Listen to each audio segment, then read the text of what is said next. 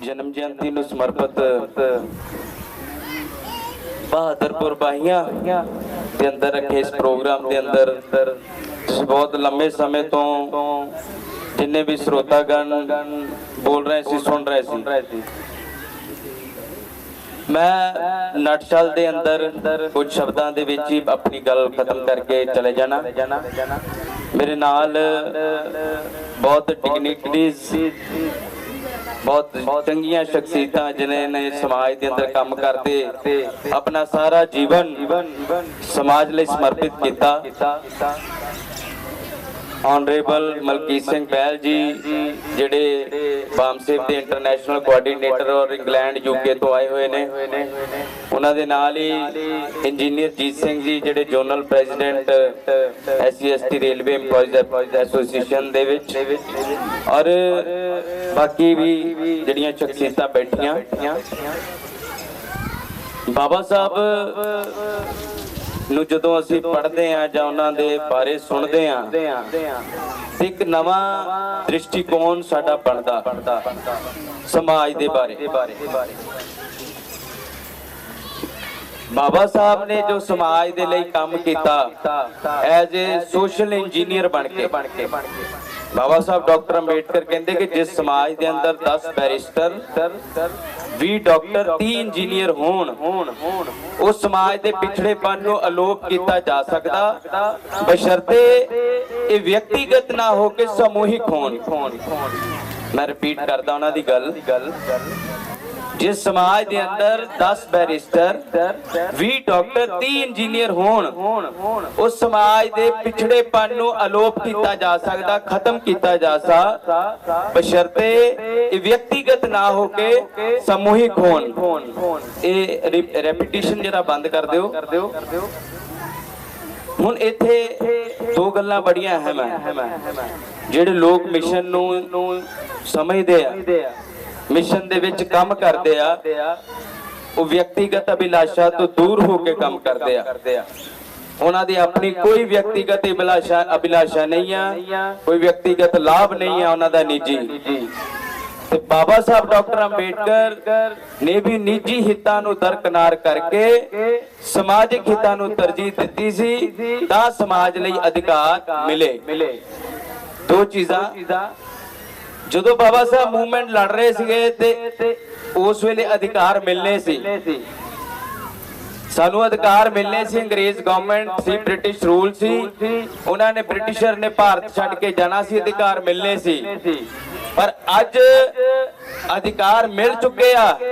संविधान दे अंदर सेफगार्ड है साडे कोल संविधान सानू प्रोटेक्ट करदा पर अज असीं उहनूं एग्जीक्यूट नहीं करवा रहे लागू नहीं करवा रहे। दो एग्जाम्पल दूंगा। अनिल बागा जी उठ के चले गए एक मूवमेंट उन्होंने पंजाब के अंदर शुरू की थी पोस्ट मैट्रिक स्कॉलरशिप दी 106 दिन उन्होंने मूवमेंट शुरू की थी 106 दिन लड़े पर मैनू लगता कि तुहानू लगता सरकार दे कोई कान दे विच दूर सरकी होगी 106 दिन मूवमेंट लड़ी। मैं उस मूवमेंट नूं सोशल मीडिया ते वाच कर रहा सी और एक दिन तां उन्होंने सड़क दे उत्ते मतलब कपड़े ला के भी सरकार दे विरोध विच प्रदर्शन कीता सी। की होया की सिट्टा निकलिया थोड़ा जिहा इस तों पिछे जाना तुहाडा क्योंकि असीं भुल्लणहार है असीं लोग भुल्लणहार है सानू चेता कराउणा पैंदा। इस गवर्नमेंट तो पहला एक कांग्रेस गवर्नमेंट सी पंजाब के अंदर ओदा एक शेड्यूल्ड कास्ट मिनिस्टर सी जिहदा नाम सी Sadhu Singh Dharamsot. Scheduled caste minister social empowerment दा मिनिस्टर सी समाजिक अधिकारता न्याय मंत्रालय दा वो साडे ही बच्चों दी 39 करोड़ दी स्कॉलरशिप खा गया सी 39 करोड़ की स्कॉलरशिप खा गया सी। साडे ही बच्चों नूं जिन्हां चीज़ां ने अपलिफ्ट करना समाज नूं जिन्हां चीज़ां ने अपलिफ्ट करना उन्हां दी उन्नति करनी साडे ही लोग उहदे विच उत्थे जिथे भी उन्हां दी घुसपैठ हुंदी है उत्थे घुण वांगू उहनूं खांदे आ। इहदा मतलब कि असी जिस मिशन की गल करते हैं या बाबा साहब का जो मिशन सी साडे लोग उस गल नूं समझ पाए आ। इत्थे गल एक नंबर है।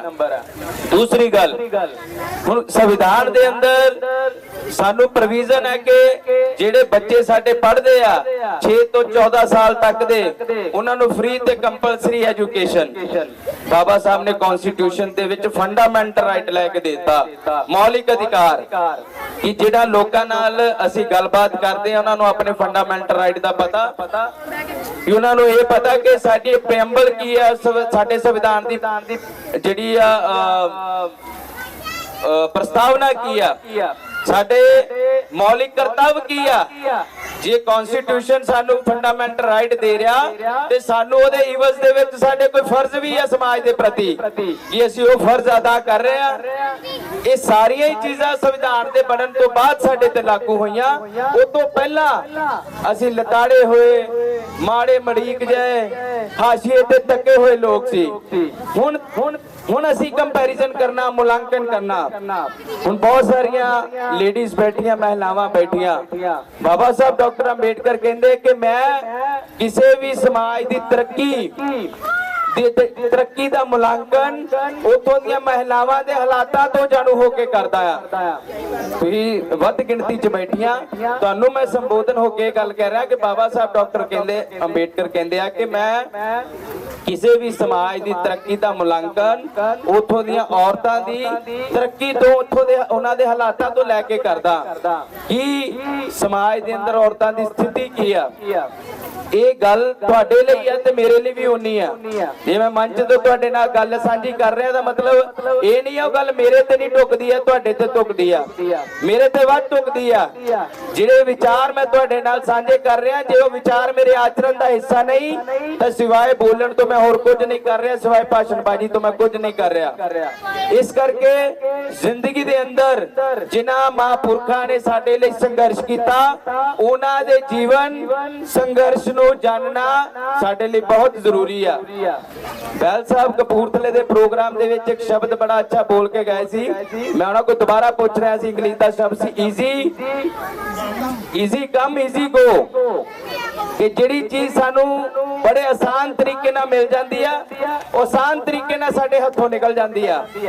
ਹੁਣ ਤੁਹਾਡੇ ਲਈ ਮਹਿਲਾਵਾਂ ਲਈ ਇੱਕ ਗੱਲ ਬੜੀ ਖਾਸ ਮੈਂ ਕਰਨੀ ਆ, ਉਸ ਤੋਂ ਬਾਅਦ ਮੈਂ ਮਾਈਕ ਛੱਡ ਦੇਣਾ। 17 ਅਗਸਤ 1952 ਨੂੰ ਬਾਬਾ ਸਾਹਿਬ ਡਾਕਟਰ ਅੰਬੇਡਕਰ ਆਪਣੇ ਐਕਟਿਵਿਸਟ ਨਾਲ, ਆਪਣੇ ਉਹਨਾਂ ਦੀ ਜਿਹੜੀ ਕਾਰਜਕਾਰਨੀ ਸੀ, ਉਹਨਾਂ ਦੇ ਲੋਕਾਂ ਨਾਲ ਇੱਕ ਮੀਟਿੰਗ ਕਰ ਰਹੇ ਸੀ। ਉਸ ਮੀਟਿੰਗ ਦੇ ਅੰਦਰ ਬਾਬਾ ਸਾਹਿਬ ਡਾਕਟਰ ਅੰਬੇਡਕਰ ਆਪਣੇ ਕਾਰਜਕਾਰਨੀ ਦੇ ਮੈਂਬਰਾਂ ਨੂੰ ਇਹ ਗੱਲ ਕਹਿ ਰਹੇ ਸੀ ਕਿ ਮੈਂ ਆਪਣੀ ਜ਼ਿੰਦਗੀ ਦੇ ਅੰਦਰ ਜੋ ਕੁਝ ਵੀ ਕਰ ਸਕਦਾ ਸੀ ਉਹ ਤੁਹਾਡੇ ਲਈ ਕੀਤਾ। ਇੱਕ ਮਨੁੱਖ ਇੱਕ ਸਦੀ ਦੇ ਅੰਦਰ ਜੋ ਵੀ ਕੰਮ ਕਰ ਸਕਦਾ ਸੀ ਮੈਂ 25 ਸਾਲ ਲਾ ਕੇ ਤੁਹਾਡੇ ਲਈ ਕੀਤੇ। ਇਹ ਗੱਲ ਬਾਬਾ ਸਾਹਿਬ ਕਹਿੰਦੇ ਕਿ ਮੈਂ ਬਹੁਤ ਅਹੰਕਾਰ ਨਾਲ ਨਹੀਂ ਕਹਿ ਰਿਹਾ, ਸਵੈਮਾਨ ਨਾਲ ਕਹਿ ਰਿਹਾ। ਸਵੈਮਾਨ ਨਾਲ ਇਹ ਗੱਲ ਮੈਂ ਤੁਹਾਨੂੰ ਕਹਿ ਰਿਹਾ ਕਿ ਇੱਕ ਸਦੀ ਦੇ ਅੰਦਰ ਇੱਕ ਮਨੁੱਖ ਜੋ ਕੰਮ ਕਰ ਸਕਦਾ ਸੀ ਮੈਂ ਉਹ 25 ਸਾਲ ਲਾ ਕੇ ਤੁਹਾਡੇ ਲਈ ਕੀਤਾ। ਉਹ ਕੰਮ ਨੂੰ ਉਹਨਾਂ ਨੇ 3 ਹਿੱਸਿਆਂ 'ਚ ਵੰਡਿਆ।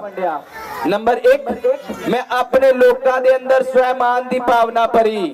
ਉਹ ਲੋਕ ਜਿਹੜੇ ਸਦੀਆਂ ਤੋਂ ਹਾਸ਼ੀਏ ਦੇ ਤੱਕੇ ਹੋਏ ਸੀ, ਉਹ ਲੋਕ ਜਿਹੜੇ ਸਦੀਆਂ ਤੋਂ ਮੁੱਖ ਧਾਰਾ ਚੋਂ ਦਰਕਿਨਾਰ ਕੀਤੇ ਗਏ ਸੀ, ਉਹਨਾਂ ਲੋਕਾਂ ਦੇ ਅੰਦਰ ਸਵੈਮਾਨ ਦੀ ਭਾਵਨਾ ਭਰੀ। ਉਹ ਲੋਕ ਅੱਖ ਚੱਕ ਕੇ ਤੁਰਨਾ ਸ਼ੁਰੂ ਹੋਏ। ਦੂਸਰਾ ਕੰਮ, ਉਹਨਾਂ ਲੋਕਾਂ ਨੂੰ ਰਾਜਨੀਤਿਕ ਅਧਿਕਾਰ ਲੈ ਕੇ ਦਿੱਤਾ।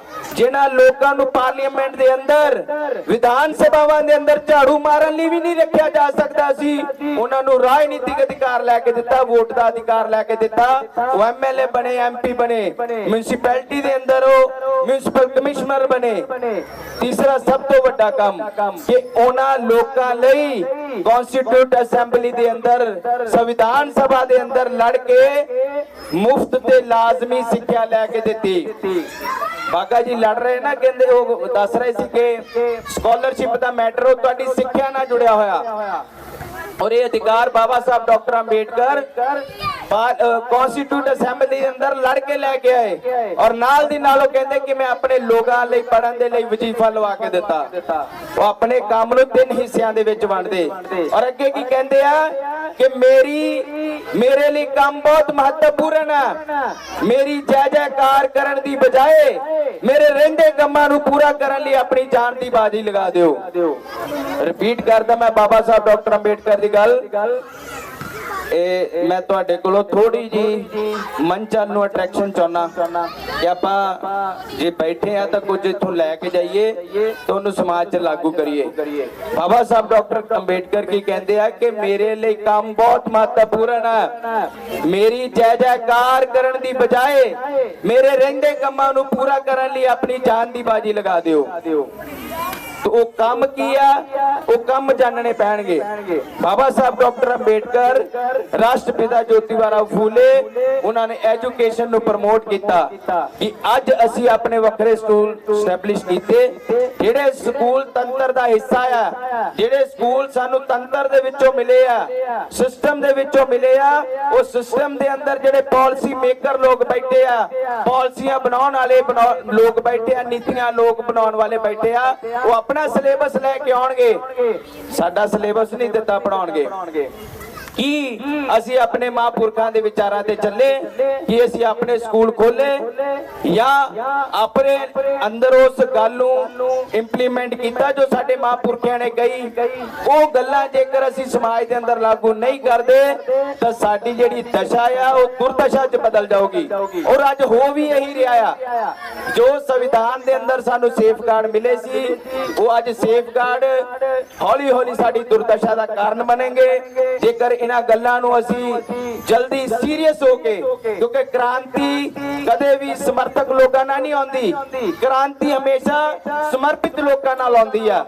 तो आजादी दे सब तो वड्डे गुलाम दुश्मन जेड़े संतुष्ट गुलाम हुंदे आ, तो अज असीं संतुष्ट गुलाम हो चुके हैं, सानू इस गुलामी दे अंदर संतुष्टि नजर आ रही है, तो आजादी दे सब तो वड्डे दुश्मन है। तो इस करके अज ही इन्हां गल्लां नूं असीं अपनी जिंदगी दे अंदर धारीए। साडे महापुरखों दा जिहड़ी समाजिक संरचना सी, इस समाज नूं स्वतंत्रता, समानता, भाईचारा ते समाजिक न्याय दा धारनी बनाउणा, उस समाज दी सिरजना वालों असीं समाज नूं लैके चलीए। इसे आस ते उम्मीद नाल मैं अपनी गल खत्म कर रहा। तुसीं इत्मीनान नाल सुनिया, धन्नवाद। ते वधिया जानकारी नूं हासिल करन और बाबा साहब बी आर अंबेडकर जी दे पूरे जीवन दे विच कीते संघर्ष नूं वो जानन।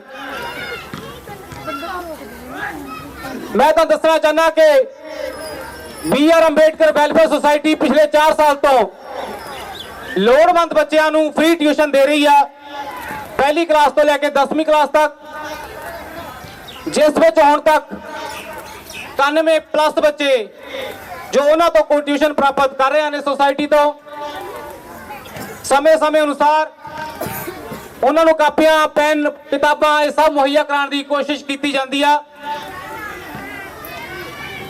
और ये जो आज का समागम है, इसका जो प्रोग्राम रखाया गया, मैं जिमें के पहले भी दसिया कि पिछले 3 साल तो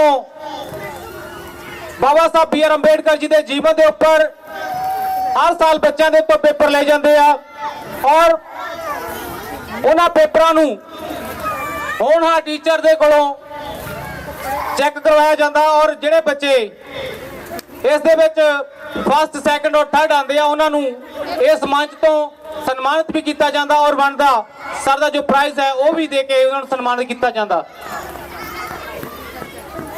एक बहुत ही शलाघा जो कदम इस संस्था के वालों चलाया जा रहा। किसी शायर ने खूब लिखा कि उसकी कोशिशों को सराहो कि उसके हमराह बनो, कि उसने एक शम्मा जलाई है आंधियों के खिलाफ। कि कहते उस इंसान दी कोशिशों नूं उसकी तारीफ सानू करनी चाहिए जो समाज नूं अगे ले जाने के लिए अपना दिन और रात नहीं देखते, अपना नफा ते नुकसान नहीं देखते। इहो जी है welfare society B R Ambedkar, बहुत ही अणथक प्रयास करती है बच्चों नूं एजुकेट करने के लिए। मेरे वीर ने कुछ नाम लिखवाए जो कि इस संस्था के बहुत ही ज्यादा सहयोगी हैं और सहयोग करते हैं। उन्होंने विच ठेकेदार दलोचन सिंह जी, हरजिंदर कुमार जी, सरदार रणधीर सिंह जी, सरदार ਜੋਗਿੰਦਰ ਸਿੰਘ ਜੀ ਕੌਲਜੀ ਜੀ, ਉਹਨਾਂ ਨੇ 2000 ਰੁਪਏ ਟਿਊਸ਼ਨ ਸੈਂਟਰ ਨੂੰ ਦਿੱਤਾ ਤੇ ਬੱਚਿਆਂ ਨੂੰ ਜਿੱਥੇ ਟਿਊਸ਼ਨ ਪੜ੍ਹਾਈ ਜਾਂਦੀ ਆ ਉਹਨਾਂ ਨੂੰ ਟੀਨਾਂ ਵੀ ਪਾ ਕੇ ਦਿੱਤੀਆਂ। ਉਹਨਾਂ ਦਾ ਵੀ ਦਿਲ ਦੀਆਂ ਗਹਿਰਾਈਆਂ ਤੋਂ ਬਹੁਤ ਬਹੁਤ ਧੰਨਵਾਦ।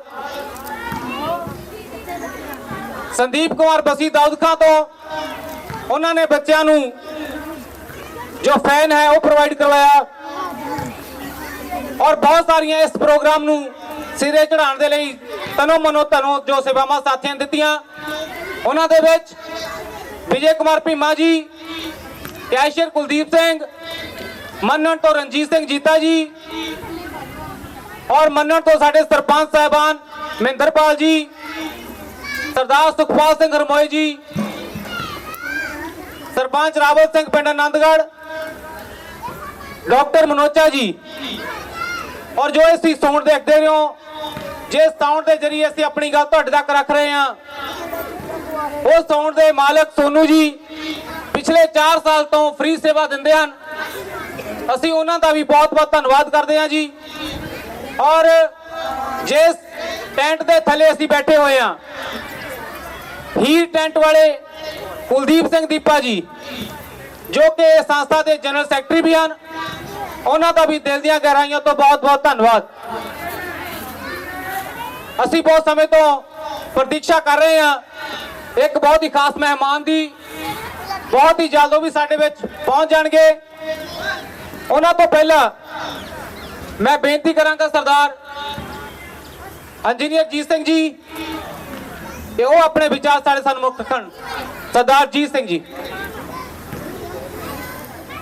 ਬਾਬਾ ਸਾਹਿਬ ਡਾਕਟਰ BR ਅੰਬੇਡਕਰ ਜੀ ਤੇ ਹੋਰ ਬਹੁਜਨ ਸਮਾਜ ਦੇ ਵਿੱਚ ਜਨਮੇ ਮਹਾਪੁਰਸ਼ਾਂ ਨੂੰ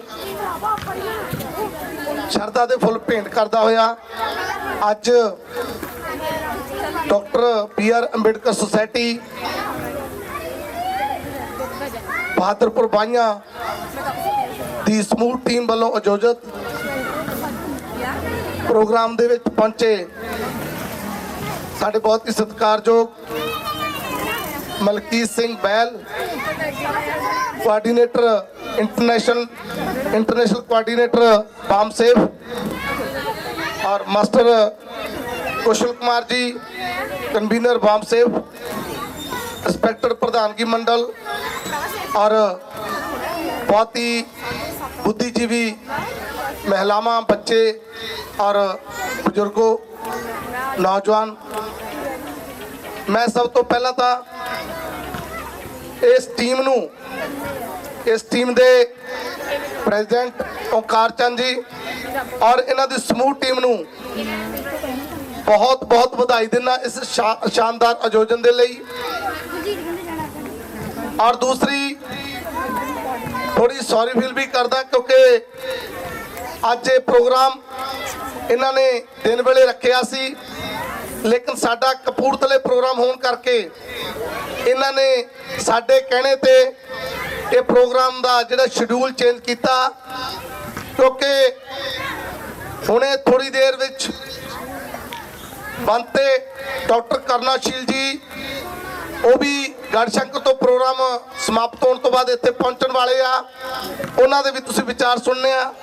मानयोग मलकीत सिंह बैल जी जो कि इंग्लैंड तो पहुंचे और लगातार इस देश दे विच भ्रमण कर रहे, विदेशों दे विच उस विचारधारा नूं घर घर तक पहुंचाने का उपराला कर रहे हैं, जिस विचारधारा दे नाल इस देश दे विच बहुजन समाज नूं मुक्ति प्राप्त होनी है, जब बहुजन समाज उस विचारधारा नूं अडॉप्ट करके मुक्ति दे रास्ते ते चलना है उन्होंने।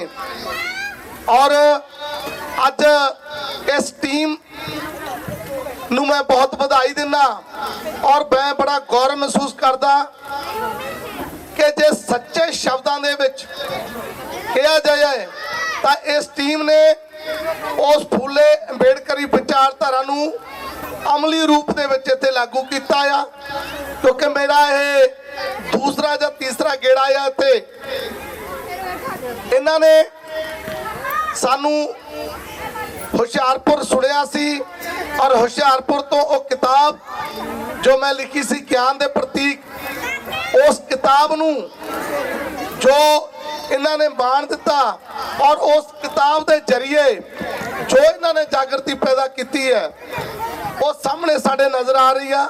ਮੈਂ ਸਲੂਟ ਕਰਦਾ ਮੇਰੀਆਂ ਸਤਿਕਾਰਯੋਗ ਭੈਣਾਂ ਬੱਚੀਆਂ ਨੂੰ ਕਿ ਇਹਨੇ ਲੰਬੇ ਸਮੇਂ ਤੋਂ ਬਹੁਤ ਹੀ ਸ਼ਾਂਤੀ ਦੇ ਨਾਲ ਇਸ ਪ੍ਰੋਗਰਾਮ ਨੂੰ ਸੁਣ ਰਹੀਆਂ ਨੇ ਔਰ ਜਦੋਂ ਕਿ ਕਈ ਮਹਿਲਾਵਾਂ ਤੋਂ ਮੈਂ ਦੇਖਿਆ ਕਿ ਛੋਟੇ ਛੋਟੇ ਬੱਚੇ ਵੀ ਹੈਗੇ ਉਹਨਾਂ ਕੋਲੇ, ਉਹਦੇ ਬਾਵਜੂਦ ਇਹਨਾਂ ਦੇ ਵਿੱਚ ਇਸ ਪ੍ਰੋਗਰਾਮ ਨੂੰ ਕਿੰਨਾ ਸਨਮਾਨ ਦਿੱਤਾ ਜਾ ਰਿਹਾ, ਇਹ ਬਿਲਕੁਲ ਕਾਬਲੇ ਤਾਰੀਫ ਹੈ।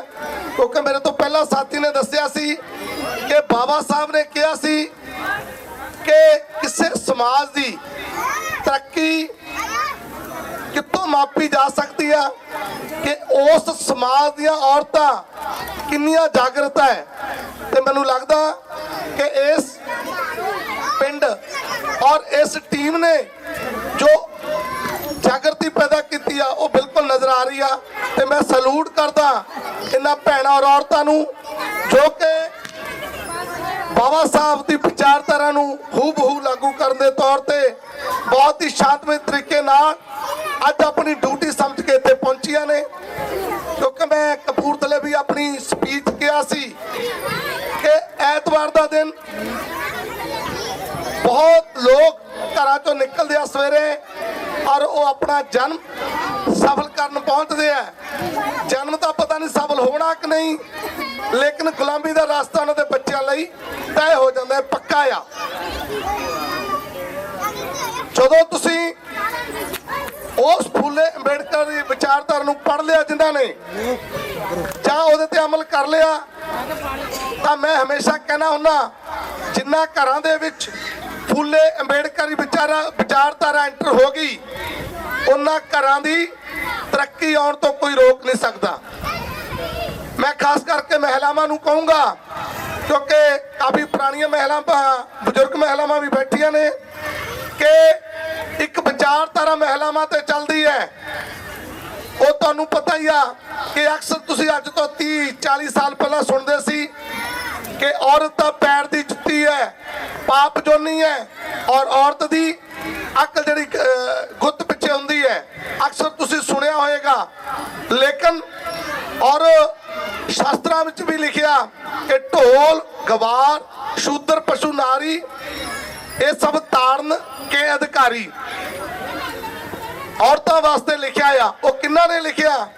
ਅੱਜ ਔਰਤਾਂ ਨੂੰ ਬਰਾਬਰਤਾ ਕਿੱਥੇ ਮਿਲੀ ਹੈ? ਉਹ ਸ਼ਾਸਤਰਾਂ ਨੇ ਕਿਹਾ ਸੀ ਜੋ ਔਰਤ ਨੂੰ ਹਮੇਸ਼ਾ ਚਾਹੁੰਦੇ ਕਿ ਗੁਲਾਮ ਹੋ ਰਹਿਣਾ ਚਾਹੀਦਾ ਔਰ ਉਹਨੂੰ ਤਾੜਨਾ ਕਰਨੀ ਚਾਹੀਦੀ ਆ। ਲੇਕਿਨ ਅੱਜ ਅਗਰ ਔਰਤਾਂ ਸਮਾਜ ਦੇ ਵਿੱਚ ਸਿਰ ਉੱਚਾ ਕਰਕੇ ਚੱਲ ਰਹੀਆਂ ਨੇ ਤੇ ਉਹ ਬਦੌਲਤ ਕਿਹਦੀ ਹੈ? ਉਹ ਸੰਵਿਧਾਨ ਦੀ ਬਦੌਲਤ ਹੈ। ਔਰ ਸੰਵਿਧਾਨ ਕਿਹਨਾਂ ਬਣਾਇਆ? ਬਾਬਾ ਸਾਹਿਬ ਅੰਬੇਡਕਰ ਨੇ।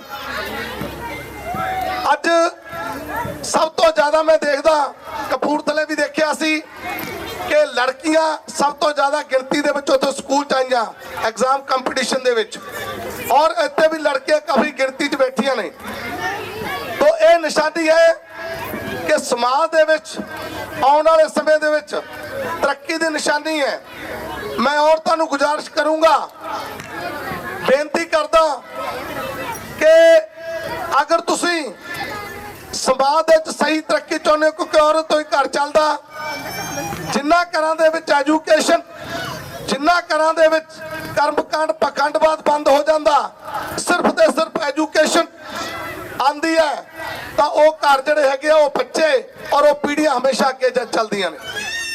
ਅੱਜ ਇਸ ਪਿੰਡ ਦੇ ਵਿੱਚ ਪਹੁੰਚ ਕੇ ਮੈਨੂੰ ਬੜਾ ਫਖਰ ਮਹਿਸੂਸ ਹੁੰਦਾ ਕਿ ਇਸ ਟੀਮ ਨੇ ਗਰਾਸ ਰੂਟ ਤੇ ਬਹੁਤ ਹੀ ਅੱਛਾ ਕੰਮ ਕੀਤਾ ਆ ਔਰ ਅਜੇ ਵੀ ਹੋਰ ਬਹੁਤ ਕਰਨ ਦੀ ਜ਼ਰੂਰਤ ਹੈ।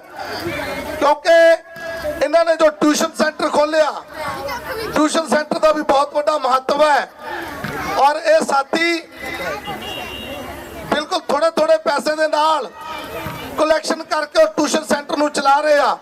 ਕਿਉਂਕਿ ਇਹ ਸਧਾਰਨ ਕੰਮ ਨਹੀਂ ਹੈ, ਇਹ ਬਹੁਤ ਔਖਾ ਕੰਮ ਹੈ ਔਰ ਵਿਰਲੇ ਲੋਕ ਕਰਦੇ ਆ।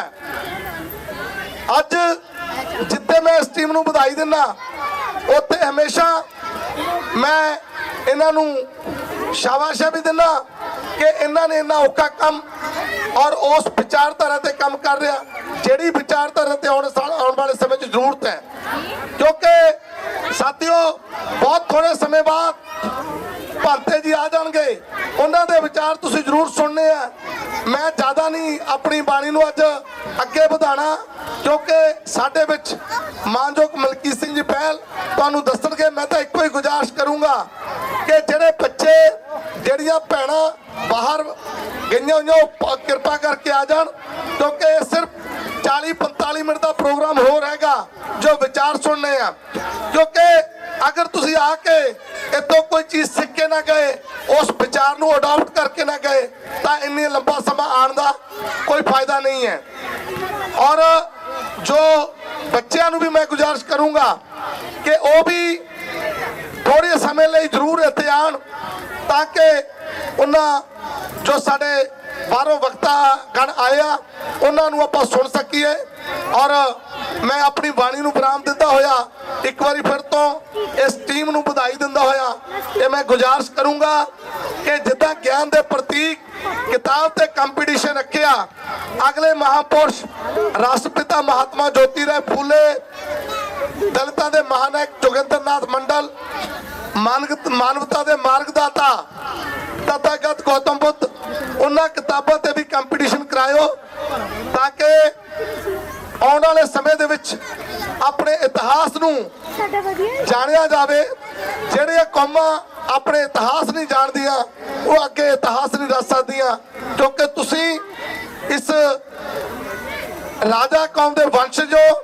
ਆਪਣੇ ਵੰਸ਼ਜ ਨੂੰ ਜਾਣਨ ਦੇ ਲਈ ਤੁਹਾਨੂੰ ਇੱਥੇ ਵਿਚਾਰਾਂ ਨੂੰ ਔਰ ਇਹਨਾਂ ਪ੍ਰੋਗਰਾਮਾਂ ਦੇ ਵਿੱਚ ਆਉਣਾ ਪੈਣਾ।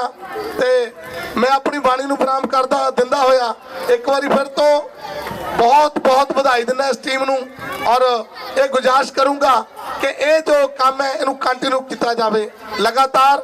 ਜਿੱਥੇ ਸਾਡੀ ਜ਼ਰੂਰਤ ਹੋਏਗੀ ਅਸੀਂ ਹਮੇਸ਼ਾ ਤੁਹਾਡੇ ਕੋਲ ਆਉਂਦੇ ਰਹੇਗਾ। ਜੈ ਭੀਮ, ਜੈ ਭਾਰਤ। ਨਮੋ ਕ੍ਰਾਂਤੀਕਾਰੀ ਵਿਚਾਰਾਂ ਨੂੰ ਸੁਣਿਆ। ਬਸ ਚੰਦ ਮਿੰਟਾਂ ਦੇ ਵਿੱਚ ਹੀ ਸਾਡੇ ਵਿੱਚ ਜਿਨ੍ਹਾਂ ਦੀ ਅਸੀਂ ਵੇਟ ਕਰ ਰਹੇ ਆ, ਉਹ ਬਹੁਤ ਹੀ ਜਲਦ ਪਹੁੰਚਣ ਵਾਲੇ ਨੇ। ਡਾਕਟਰ ਕਰੁਣਾਸ਼ੀਲ ਜੀ ਭੰਤੇ, ਕਿਉਂਕਿ ਵਿਚਾਰ ਜਿੰਨਾ ਚਿਰ ਅਸੀਂ ਨਹੀਂ ਸੁਣਾਂਗੇ ਤਾਂ ਸਾਨੂੰ ਪਤਾ ਨਹੀਂ ਲੱਗੇਗਾ ਕਿ ਅਸੀਂ ਕਿਹੜੀ ਗੱਲ ਕਰਨੀ ਹੈ ਤੇ ਕਿਹੜੀ ਨਹੀਂ ਕਰਨੀ। ਆਪਣੇ ਹੱਕਾਂ ਦਾ, ਆਪਣੇ ਰਾਈਟਸ ਦਾ ਪਤਾ ਨਹੀਂ ਲੱਗੇਗਾ। ਤੋਂ ਇਹੋ ਜਿਹੇ ਪ੍ਰੋਗਰਾਮਾਂ ਦੀ ਸਾਡੇ ਸਮਾਜ ਨੂੰ ਸਖਤ ਲੋੜ ਆ, ਔਰ ਹੁੰਦੇ ਵੀ ਬਹੁਤ ਆ। ਮੈਂ ਹੁਣ ਇੱਕ ਸਾਡੇ ਵਿਚਕਾਰ ਪਹੁੰਚ ਹੀ ਗਏ ਡਾਕਟਰ ਭੰਤੇ, ਡਾਕਟਰ ਕਰੁਣਾਸ਼ੀਲ ਜੀ।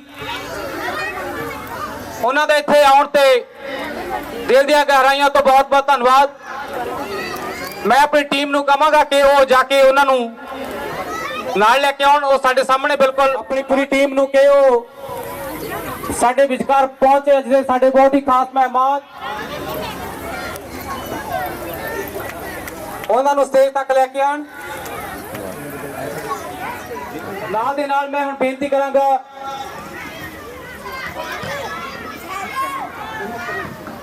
ਸਾਡੇ ਸਨਮੁਖ ਪ੍ਰਧਾਨ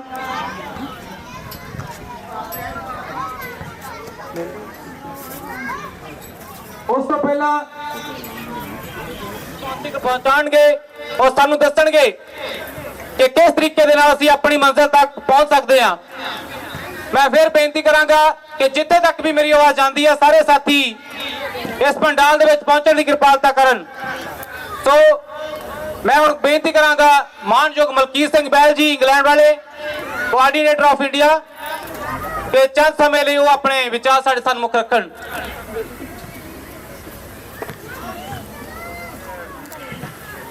क्योंकि इंग्लैंड विच सानू माइक ते बोलण दी कोई एडी प्रैक्टिस नहीं, इस करके मैनू ये माइक दा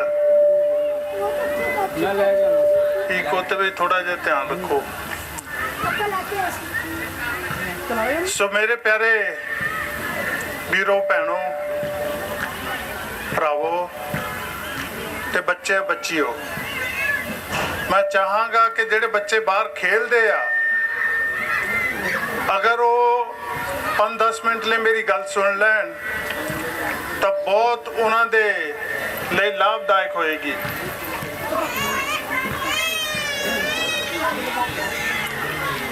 साथियों, जब मैं छोटा जिहा सी ਤਾਂ जिस वेले स्कूल जाईदा सी ਤਾਂ कई बारी जाति का ना लैके कई बार जाति का नाम लैके बहुत घटिया रिमार्क्स पास किए जाते सी। बहुत बार लड़ाई भी होंदी सी और कई बार पिटते भी सी और कई बार ठोक भी देंदे सी, कई बार ठुक भी जाते सी। लेकिन मैं अपने बचपन कभी भी अपनी जाति के नां ते इसनूं स्वीकार नहीं किया कि कोई मेरी जाति का नाम लैके मेरे ते घिरना भरिया अपना दृष्टिकोण रखे। मैं कई बार अपनी मां नूं पुछदा हुंदा कि भाई मां, इस नां दे नाल सानू क्यों जानिया जांदा, सानू क्यों गलत तरीके दे नाल प्रचार किया जांदा। मां कोल कोई ज़्यादा इहदा सल्यूशन नहीं सी। वो सिर्फ एक कोई कहंदी सी कि मेरे जीवन विच मैनू पढ़न लिखन का मौका नहीं मिला, इस करके मैं जो कुछ भी मैनू अज पेशे विच लाया होया उहदे विच लगी हुई हाँ। लेकिन तेरे सामने अज स्कूल कॉलेज जाने का मौका है और मैं चाहनी हाँ कि तू लड़न की बजाय उत्थे पढ़न ले जा और जिस दिन पढ़ के तू अगे बढ़ जाए ते कसम खा कि तू भुखा मर जाएगा, कदी वापस झाड़ू नूं हथ नहीं लाएगा। ये प्रेरणा जिहड़ी सी जां ये जिहड़ी एक हदायत सी मां दी, वो अज तक मैनू चैन ना बैठन नहीं दिंदी। एक बार बहुत ज़्यादा मैं मां नूं तंग कीता तो वो मैनू एक पंडित दे कोल लैके चली गई और पंडित जी नूं कहंदी कि पंडित जी जरा इहदा हथ देख के दसो कि 5-7-10 जमातां पढ़ के किसी अच्छी जॉब ते चले जाएगा कि नहीं, क्योंकि ये बहुत बड़े बड़े सपने देखता। तो पंडित जी कहंदे उनसे मेरा हाथ देखिया और देख के कहंदा परसिनी मेरी मां का नाम सी, ਇਹਦਾ कुछ होने वाला नहीं, तू इनू अपने नाल सफाई किते विच ही लगाए रख। मेरी मां ने पूछा क्यों नहीं, वो कहंदा सरस्वती इसदे हाथ विच है नहीं और लक्ष्मी सरस्वती तो बगैर आ सकती नहीं, इस करके ਇਹਦਾ कल्याण होना बहुत औखा। साथियों, इस चीज़ नूं जिस वेले मैं बाबा साहब अंबेडकर नूं इंग्लैंड च जाके पढ़िया तो मैनू ये महसूस होया कि वो पंडित कदी मैनू कह ही नहीं सकता सी कि तेरा बेटा भी किसी दिन एक बड़ा आदमी बन सकता, क्योंकि वो सारे धर्म ग्रंथ, ओदी सारी शिक्षा, ओदी सारी जिहड़ा षड्यंत्र है वो सारा खारिज हो जाता। लेकिन जिस वेले मैं बाबा साहब अंबेडकर को पढ़िया इंग्लैंड दे विच जाके तो मैनू इंज लग्या कि मैनू इंज लगे मैनू इंज लग्या कि जिस तरह बाबा साहब अंबेडकर मैनू हदायत करके कह रहे हैं कि ए सफाई कर्मचारी दे बेटे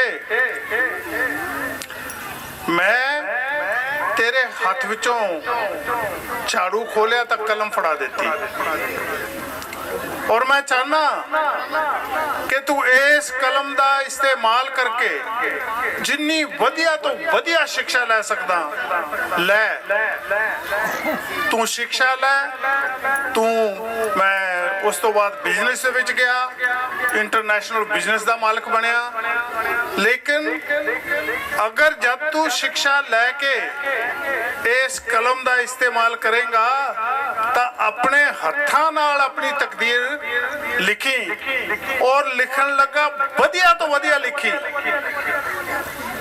जिस दिन तू अपनी तकदीर लिखेगा ये लक्ष्मी ये सरस्वती तेरे पैरों में पई हो हदायत जिहड़ी सी बाबा साहब दी बाबा साहब ने मैनू कोई हीरे मोती नहीं दिते ना ही कोई मंत्र दिता कि तू शाम नू पढ़ी खुल जा सिमसिनो की एक मंत्र है तू पढ़ेगा तो तेनू तू मतलब पढ़ लिख के अगे बढ़ जाएगा तू मतलब बिजनेस च आ जाएगा और इंटरनेशनल बिजनेस का मालिक हो जाएगा ऐसा कुछ नहीं दिता बाबा साहब अंबेडकर ने एक मैनू हदायत दी और एक मौका दिता उस हदायत का और मौके का सही इस्तेमाल करके मैं आज पता नहीं मैनू बाबा साहब अंबेडकर कदी टांगे ते चढ़ सके कि नहीं या चढ़न दिता उन्होंने बचपन ते लेकिन उस बाबा साहब की मेहरबानी ने मैनू एक महीने विच 3-4 बारी एरोप्लेन ते चढ़ा दिता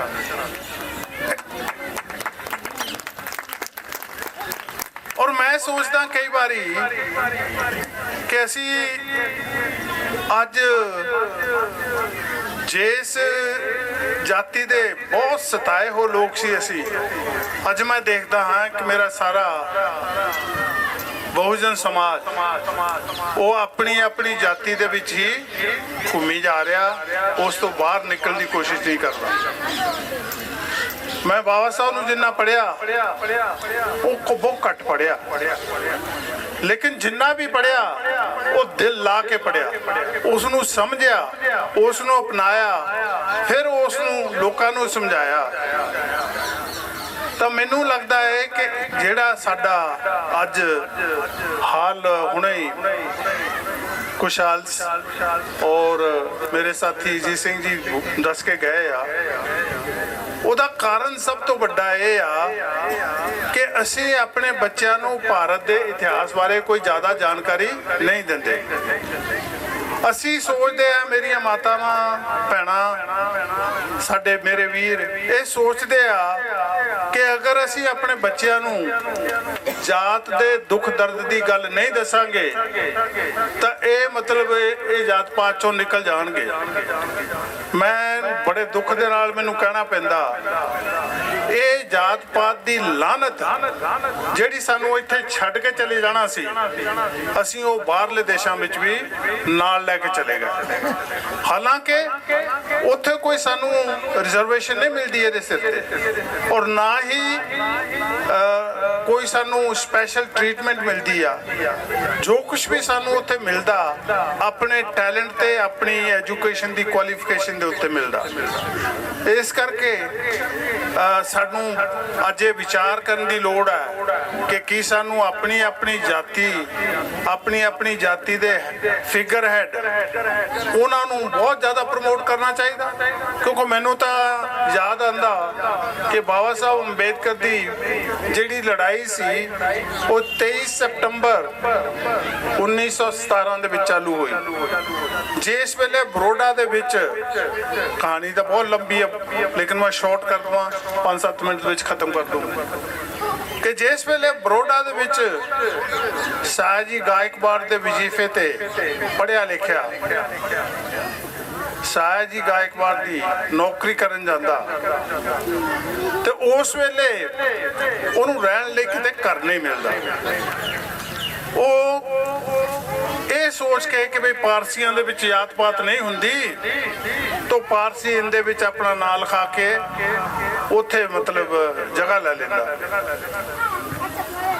ਲੇਕਿਨ ਜਿਸ ਵੇਲੇ ਪਾਰਸੀਆਂ ਨੂੰ ਇਹ ਪਤਾ ਚੱਲਦਾ ਕਿ ਅਛੂਤ ਹੈ ਤੇ ਪਾਰਸੀ ਨਹੀਂ, ਤਾਂ ਉਹਦਾ ਬੋਰੀਆ ਬਿਸਤਰਾ ਚੱਕ ਕੇ ਅੱਧੀ ਰਾਤ ਨੂੰ ਬਾਹਰ ਸਿੱਟ ਦਿੰਦੇ।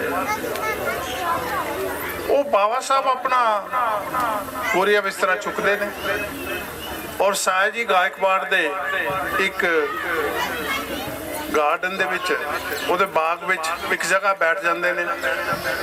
ਫਿਰ ਸੋਚਦੇ ਨੇ ਇਹ ਮੇਰਾ ਭਾਰਤ ਜਿਹਦੇ ਵਿੱਚ 33 ਕਰੋੜ ਦੇਵੀ ਦੇਵਤੇ, ਉਸ ਵੇਲੇ ਸਾਡੀ ਪੋਪੂਲੇਸ਼ਨ ਵੀ 33-35 ਕਰੋੜ ਹੀ ਸੀ, ਇੱਕ ਇੱਕ ਬੰਦੇ ਦੇ ਉੱਤੇ ਇੱਕ ਇੱਕ ਦੇਵਤਾ ਛੱਡਿਆ ਹੋਇਆ, ਪਹਿਰੇਦਾਰ ਰੱਖਿਆ ਕਿ ਕਿਤੇ ਆਪਣੀ ਜਾਤੀ ਤੋਂ ਇੱਧਰ ਦਾ ਉੱਧਰ ਨਾ ਹੋ ਜਾਏ। ਅਸੀਂ ਆਪਣੇ ਆਪ ਨੂੰ ਇਹ ਸਮਝਦੇ ਹਾਂ ਕਿ ਅਸੀਂ ਜਾਤੀ ਦੇ ਵਿੱਚ ਰਹਿ ਕੇ ਬਹੁਤ ਫਖਰ ਮਹਿਸੂਸ ਕਰਦੇ ਹਾਂ, ਲੇਕਿਨ ਬਾਬਾ ਸਾਹਿਬ ਅੰਬੇਦਕਰ ਸੋਚਦੇ ਸੀ ਕਿ ਭਈ ਮੈਂ, ਕਿਉਂਕਿ ਉਸ ਤੋਂ ਪਹਿਲਾਂ ਉਪਚਾਰਕਤਾ ਤਾਂ ਇਹ ਸੀ ਕਿ ਮੈਂ ਸਮਰਾਟ ਅਸ਼ੋਕ ਦੀ 9 ਤਰੀਕ ਨੂੰ ਜਯੰਤੀ ਸੀ, ਫਿਰ ਰਾਸ਼ਟਰਪਿਤਾ ਜੋਤੀਰਾਓ ਫੂਲੇ ਦੀ 11 ਤਰੀਕ ਨੂੰ ਸੀ, ਸਾਰਾ ਕੁਝ ਕਰਾਂ, ਲੇਕਿਨ ਉਹਦੇ ਲਈ ਬਹੁਤ ਸਮਾਂ ਚਾਹੀਦਾ ਕਿ ਮੇਰੇ ਰਾਸ਼ਟਰਪਿਤਾ ਜੋਤੀ ਮੇਰੇ ਗੁਰੂ ਇਹ ਕਹਿੰਦੇ ਸੀ ਕਿ ਵਿਦਿਆ ਬਿਨਾ ਮਤੀ ਗਈ, ਮਤੀ ਬਿਨਾ ਗਤੀ ਗਈ, ਗਤੀ ਬਿਨਾ ਬਿਤ ਗਿਆ। ਲੇਕਿਨ ਅੱਜ ਮੇਰੇ ਕੋਲ ਭਾਰਤ ਦੀ ਸਭ ਤੋਂ ਵਧੀਆ ਐਜੂਕੇਸ਼ਨ ਹੈ ਔਰ ਪੈਸਾ ਵੀ ਅੱਛਾ ਮਿਲਦਾ, ਲੇਕਿਨ ਜਿਸ ਮਾਨ ਸਨਮਾਨ ਲਈ ਮੈਂ ਭੁੱਖਾ ਤੁਰਿਆ ਫਿਰਦਾ, ਉਹ ਮਾਨ ਸਨਮਾਨ ਤਾਂ ਮੈਨੂੰ ਮਿਲਿਆ ਹੀ ਨਹੀਂ। ਉੱਥੇ ਬੈਠ ਕੇ ਬਾਬਾ ਸਾਹਿਬ ਇਹ ਸੋਚਦੇ ਆ ਕਿ ਅਗਰ ਮੇਰਾ ਪੜ੍ਹੇ ਲਿਖੇ ਹੋਣ ਦੇ ਬਾਵਜੂਦ ਇਹ ਹਾਲ ਹੈ ਤਾਂ ਮੇਰੀ ਅਨਪੜ੍ਹ ਭੈਣਾਂ ਭਰਾਵਾਂ ਬੱਚਿਆਂ ਦਾ ਕੀ ਹਾਲ ਹੋਊਗਾ। ਫਿਰ ਫੈਸਲਾ ਕਰਦੇ ਆ ਕਿ ਮੈਂ ਅੰਬੇਦਕਰ ਇਸ ਵਿਵਸਥਾ ਜਿਸ ਨੇ ਅੱਜ ਮੈਨੂੰ ਹਿਊਮਿਲੀਏਟ ਕੀਤਾ, ਇਹ ਜਾਤੀਵਾਦ ਜਿਸ ਨੇ ਅੱਜ ਮੇਰਾ ਮਾਨ ਸਨਮਾਨ ਖੋਇਆ, ਇਸ ਦੀਆਂ ਜੜ੍ਹਾਂ ਪੁੱਟ ਕੇ ਸੂਰਜ ਵੱਲ ਨੂੰ ਕਰੂੰਗਾ ਤਾਂ ਮੈਂ ਚੈਨ ਦੀ ਨੀਂਦ ਸੌਂਗਾ। ਮੈਂ ਸੋਚਦਾ ਹਾਂ ਕਿ ਬਾਬਾ ਸਾਹਿਬ ਨੇ ਜੇ ਲੜਾਈ ਛੇੜੀ, ਅਗਰ ਸਾਡੀ ਜਾਤੀਆਂ ਦੇ ਫਿਗਰ ਹੈਡ ਜਿਨ੍ਹਾਂ ਤੇ ਅਸੀਂ ਬਹੁਤ ਜ਼ਿਆਦਾ ਸਮਾਂ ਗੁਜ਼ਾਰਦੇ ਹਾਂ, ਅਗਰ ਉਹਨਾਂ ਦੀ ਮਿਹਰਬਾਨੀ ਦੇ ਨਾਲ ਸਭ ਕੁਝ ਹੋ ਗਿਆ ਹੁੰਦਾ ਤੇ ਬਾਬਾ ਸਾਹਿਬ ਨੂੰ ਐਡਾ ਵੱਡਾ ਫੈਸਲਾ ਕਰਨ ਦੀ ਕੀ ਲੋੜ ਸੀ। ਸਾਡਾ ਕਲਿਆਣ ਬਹੁਤ ਦੇਰ ਪਹਿਲਾਂ ਹੀ ਹੋ ਜਾਣਾ ਚਾਹੀਦਾ ਸੀ। ਮੇਰੀ ਮਾਂ ਦਾ, ਮੇਰੀ ਦਾਦੀ ਦਾ, ਲਖਨ ਦਾਦੀ ਦਾ, ਜਿਹੜੇ ਮਤਲਬ ਅੱਜ ਸਾਨੂੰ ਅਧਿਕਾਰ ਮਿਲੇ ਹੋਇਆ, ਇਹ ਉਹਨਾਂ ਨੂੰ ਬਹੁਤ ਦੇਰ ਪਹਿਲਾਂ ਮਿਲ ਜਾਣੇ ਚਾਹੀਦੇ ਸੀ। ਇਸ ਦਾ ਮਤਲਬ ਸਾਡੀ ਜਿਹੜੀ ਕ੍ਰਾਂਤੀ ਸ਼੍ਰੀ ਗੁਰੂ ਰਵਿਦਾਸ ਜੀ ਨੇ, ਕਬੀਰ ਜੀ ਨੇ, ਸਦਨਾ ਨਾਮਦੇਵ, ਜਿੰਨੇ ਵੀ ਸੰਤ ਸੀ, ਇਹਨਾਂ ਨੂੰ ਬ੍ਰਾਹਮਣ ਨੇ ਮੈਨੇਜ ਕਰ ਲਿਆ। ਮੈਨੇਜ ਕਰਕੇ ਜੋ ਕੁਝ ਲਿਖਿਆ ਉਹੀ ਸਾਨੂੰ ਪੜ੍ਹਾਇਆ ਔਰ ਉਹੀ ਅਸੀਂ ਅੱਜ ਤੱਕ ਬੋਲੀ ਜਾਂਦੇ ਆ। ਅੱਜ ਮੌਕਾ ਆ ਗਿਆ ਕਿ ਅਸੀਂ ਵਿਚਾਰ ਕਰਕੇ ਜਰਾ ਫੈਸਲਾ ਕਰੀਏ ਕਿ ਜੋ ਬ੍ਰਾਹਮਣ ਨੇ ਲਿਖ ਕੇ ਦਿੱਤਾ ਕਿ ਅਸੀਂ ਸਦੀਆਂ ਬਾਅਦ ਉਹੀ ਪੜ੍ਹੀ ਜਾਣਾ, ਜਾਂ ਅੱਜ ਸਾਨੂੰ ਆਪਣਾ ਇਤਿਹਾਸ ਆਪ ਲਿਖਣ ਦੀ ਲੋੜ ਹੈ, ਆਪਣੇ ਬੱਚਿਆਂ ਨੂੰ ਆਪ ਦੱਸਣ ਦੀ ਲੋੜ ਹੈ, ਤਾਂ ਕਿ ਅਸੀਂ ਆਪਣੇ ਬੱਚਿਆਂ ਨੂੰ ਸਹੀ ਰਾਸਤੇ ਤੇ ਪਾ ਸਕੀਏ। ਸਾਥੀਓ, ਇਹ ਮੈਂ ਕੋਈ ਗੱਲ ਐਡੀ ਮਾਰਕੇ ਦੀ ਨਹੀਂ ਕਹਿ ਰਿਹਾ, ਕਿਉਂਕਿ ਬਹੁਤ ਲੋਕਾਂ ਦੀ ਸ਼ਰਧਾ ਆਪਣੇ ਆਪਣੇ ਜਾਤੀ ਦੇ ਜੋ ਫਿਗਰ ਹੈਡ ਨੇ, ਉਹਨਾਂ ਦਾ ਹੀ ਮਾਨਤਾ ਆ, ਉਹਨਾਂ ਦੇ ਵਿੱਚ ਉਹਨਾਂ ਦੀ ਸ਼ਰਧਾ ਆ। ਮੈਂ ਕਿਸੇ ਦੀ ਸ਼ਰਧਾ ਨੂੰ ਕੋਈ ਤਕਲੀਫ ਨਹੀਂ ਦੇ ਰਿਹਾ, ਨਾ ਕ੍ਰਿਟਿਸਾਈਜ਼ ਕਰ ਰਿਹਾ, ਲੇਕਿਨ ਜਿਸ ਵੇਲੇ ਅਸੀਂ ਬਿਮਾਰ ਹੁੰਨੇ ਆ ਤੇ ਅਸੀਂ ਕੋਸ਼ਿਸ਼ ਕਰਦੇ ਆ ਕਿ ਵਧੀਆ ਤੋਂ ਵਧੀਆ ਡਾਕਟਰ ਸਾਨੂੰ ਮਿਲੇ ਤਾਂ ਕਿ ਅਸੀਂ ਜਲਦੀ ਠੀਕ ਹੋ ਜਾਈਏ। ਅਸੀਂ ਸਕੂਲ ਦੇ ਵਿੱਚ ਵੀ ਜਦੋਂ ਬੱਚਿਆਂ ਨੂੰ ਭੇਜਦੇ ਆ ਤਾਂ ਕੋਸ਼ਿਸ਼ ਕਰਦੇ ਆ ਕਿ ਵਧੀਆ ਤੋਂ ਵਧੀਆ ਸਕੂਲ ਹੋਵੇ ਜਿੱਥੇ ਮੇਰੇ ਬੱਚੇ ਪੜ੍ਹਨ। ਲੇਕਿਨ ਜਿਸ ਵੇਲੇ ਅਸੀਂ ਇਹ ਫੈਸਲਾ ਕਰਨਾ ਕਿ ਭਈ ਡਾਕਟਰ ਨੇ ਜੋ ਦਵਾ ਦਿੱਤੀ ਸਾਨੂੰ ਉਹ ਕਾਰਗਲ ਹੋਈ ਜਾਂ ਨਹੀਂ ਹੋਈ, ਤਾਂ ਸੋਚਦੇ ਹਾਂ ਡਾਕਟਰ ਬਦਲ ਲਿਆ ਜਾਵੇ, ਸਕੂਲ ਬਦਲ ਲਿਆ ਜਾਵੇ। ਲੇਕਿਨ ਇੱਕ ਜਗ੍ਹਾ ਤੇ ਆ ਕੇ ਅਸੀਂ ਇਦਾਂ ਮਤਲਬ ਸਾਡੇ ਪੈਰ ਜੰਮ ਜਾਂਦੇ ਨੇ ਕਿ ਜਿੱਥੇ ਆ ਕੇ ਅਸੀਂ ਜਾਤ ਪਾਤ ਦੇ ਜਦੋਂ ਚੱਕਰ ਵਿਊ ਦੇ ਵਿੱਚ ਫਸਦੇ ਆ, ਤਾਂ ਉਹਨੂੰ ਬਦਲਣ ਲਈ, ਉਹਦੇ ਉੱਤੇ ਸੋਚਣ ਲਈ ਅਸੀਂ 1 ਮਿੰਟ ਲਈ ਤਿਆਰ ਨਹੀਂ ਹੁੰਦੇ। ਮੈਂ ਇੱਕ ਲਾਸਟ ਆਪਣੀ ਗੱਲ ਕਹਿ ਕੇ, ਮੈਂ ਅਮਰੀਕਾ ਦੇ ਕਾਲੇ ਲੋਕਾਂ ਦੀ ਜਿਹੜੀ ਕ੍ਰਾਂਤੀ ਆ ਉਸ ਨੂੰ ਬਹੁਤ, ਉਹਨਾਂ ਵਿੱਚ ਇੱਕ ਜਗ੍ਹਾ, ਇੱਕ ਲੇਡੀ ਹੈ ਜਿਸ ਦਾ ਨਾਮ ਹੈ ਰੋਜ਼ਾ ਪਾਰਕ। ਉਹ ਰੋਜ਼ਾ ਪਾਰਕ 40 ਸਾਲ ਦੀ ਕਾਲੀ ਔਰਤ, ਜਿਸ ਨੇ ਉੱਥੇ ਦੀ ਕਾਲੀ ਮਤਲਬ ਮੂਵਮੈਂਟ ਨੂੰ ਇੱਕ ਜਾਨ ਪਾਈ, ਉਹਦੇ ਵਿੱਚ ਆਪਣਾ ਸਟੈਂਡ ਲੈ ਕੇ।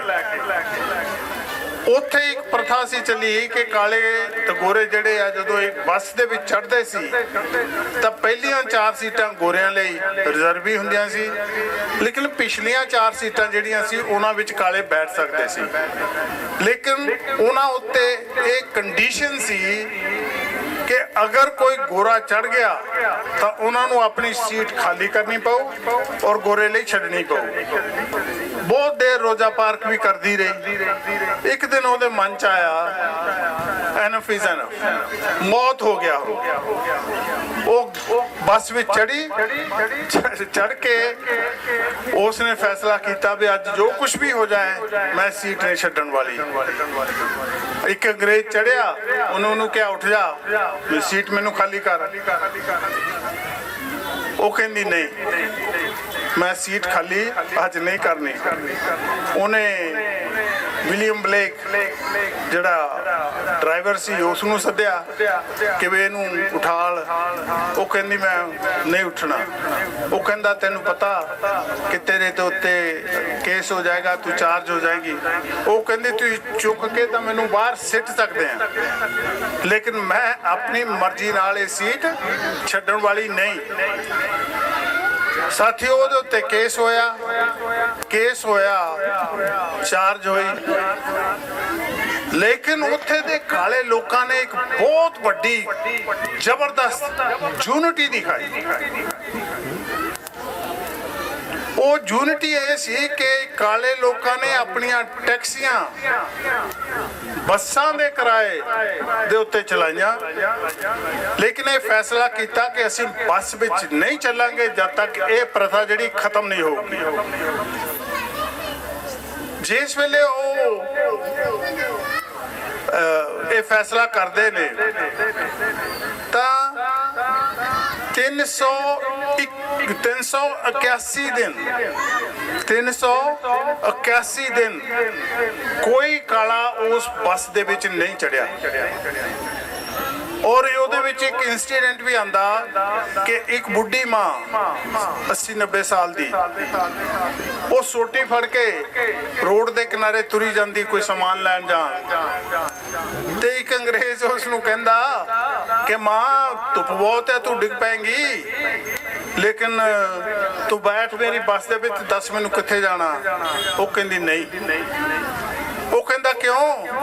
ਉਹ ਕਹਿੰਦੀ ਇਹ ਲੜਾਈ ਜੋ ਅੱਜ ਮੈਂ ਲੜ ਰਹੀ ਹਾਂ ਇਹ ਆਪਣੇ ਲਈ ਥੋੜੀ ਲੜ ਰਹੀ ਹਾਂ, ਇਹ ਮੇਰੇ ਆਉਣ ਵਾਲੇ ਬੱਚਿਆਂ ਦੇ ਲਈ ਲੜ ਰਹੀ ਹਾਂ। ਅਗਰ ਅੱਜ ਮੈਂ ਤੇਰੀ ਗੱਡੀ ਵਿੱਚ ਬੈਠ ਗਈ ਤੇ ਸਾਰੇ ਸਮਾਜ ਦੇ ਨਾਲ ਮੈਂ ਗੱਦਾਰੀ ਕਰੂੰਗੀ ਜਿਹੜੀ ਮੈਂ ਨਹੀਂ ਕਰ ਸਕਦਾ। ਸਾਥੀਓ, ਤੁਸੀਂ ਝਾਤੀ ਮਾਰ ਕੇ ਦੇਖੋ ਆਪਣੇ ਸਮਾਜ ਦੇ ਵਿੱਚ ਵੀ ਕਿ ਇਦਾਂ ਦੀ ਚੇਤਨਾ, ਕਿ ਇਦਾਂ ਦੀ ਕੁਰਬਾਨੀ, ਕਿ ਇਦਾਂ ਦਾ ਏਕਾ ਅਸੀਂ ਕਦੀ ਕੀਤਾ? ਅਗਰ ਨਹੀਂ ਕੀਤਾ ਤੇ ਕੀ ਸਾਨੂੰ ਅੱਜ ਵਿਚਾਰ ਨਹੀਂ ਕਰਨਾ ਚਾਹੀਦਾ ਕਿ ਇਦਾਂ ਦਾ ਇੱਕ ਸਾਡੇ ਵਿੱਚ ਵੀ ਹੋਣਾ ਚਾਹੀਦਾ, ਇਦਾਂ ਦੀ ਯੂਨਿਟੀ ਸਾਡੇ ਵਿੱਚ ਵੀ ਹੋਣੀ ਚਾਹੀਦੀ ਆ, ਔਰ ਇਦਾਂ ਦਾ ਫੈਸਲਾ ਸਾਨੂੰ ਵੀ ਕਰਨਾ ਚਾਹੀਦਾ ਕਿ ਅਗਰ ਇੱਕ ਸਾਡਾ ਸਕੂਲ ਬੰਦ ਹੁੰਦਾ ਤੇ ਸਾਰਾ ਪੰਜਾਬ ਬੰਦ ਹੋ ਜਾਣਾ ਚਾਹੀਦਾ, ਜਦ ਤੱਕ ਕੱਲਾ ਕੱਲਾ ਸਕੂਲ ਜਿਹੜਾ ਆ ਉਹ ਸਾਡੇ ਬੱਚਿਆਂ ਲਈ ਖੁੱਲ ਨਹੀਂ ਜਾਂਦਾ।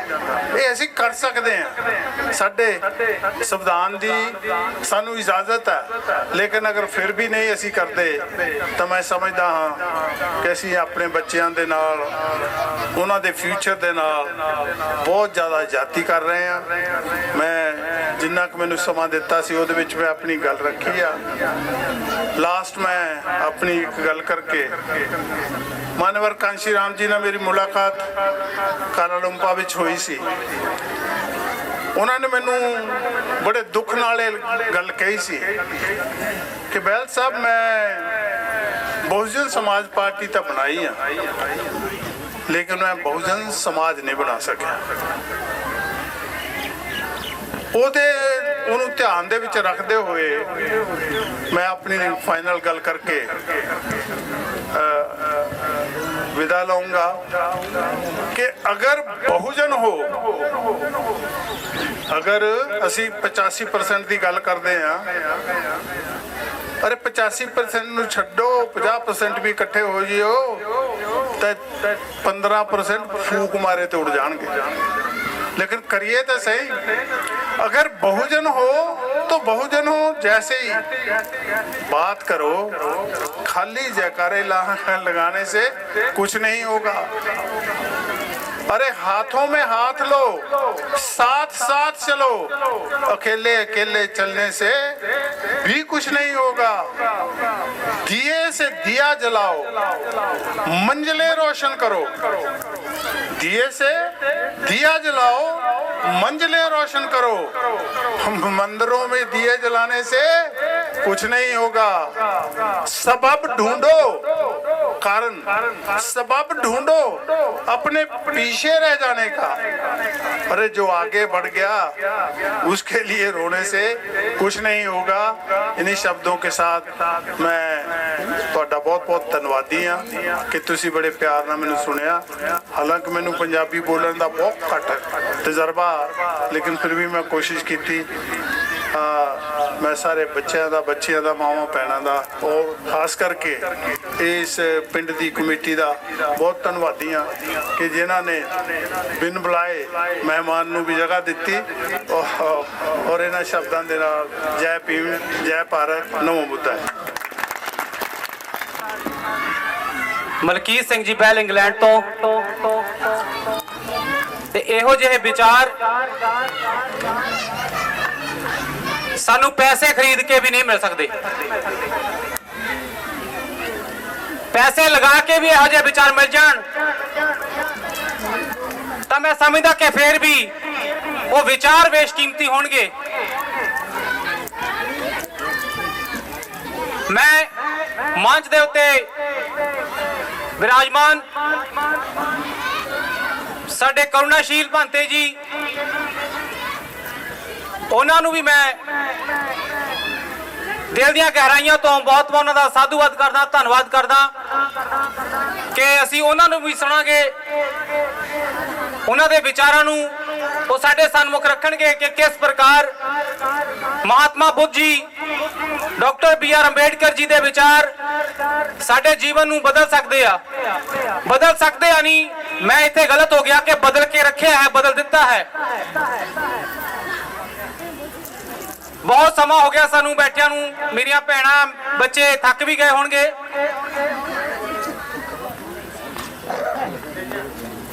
ਤੇ ਬਹੁਤ ਹੀ ਜਲਦ ਅਸੀਂ ਥੋੜਾ ਸਮਾਂ ਤੁਹਾਡਾ ਹੋਰ ਲੈਣਾ।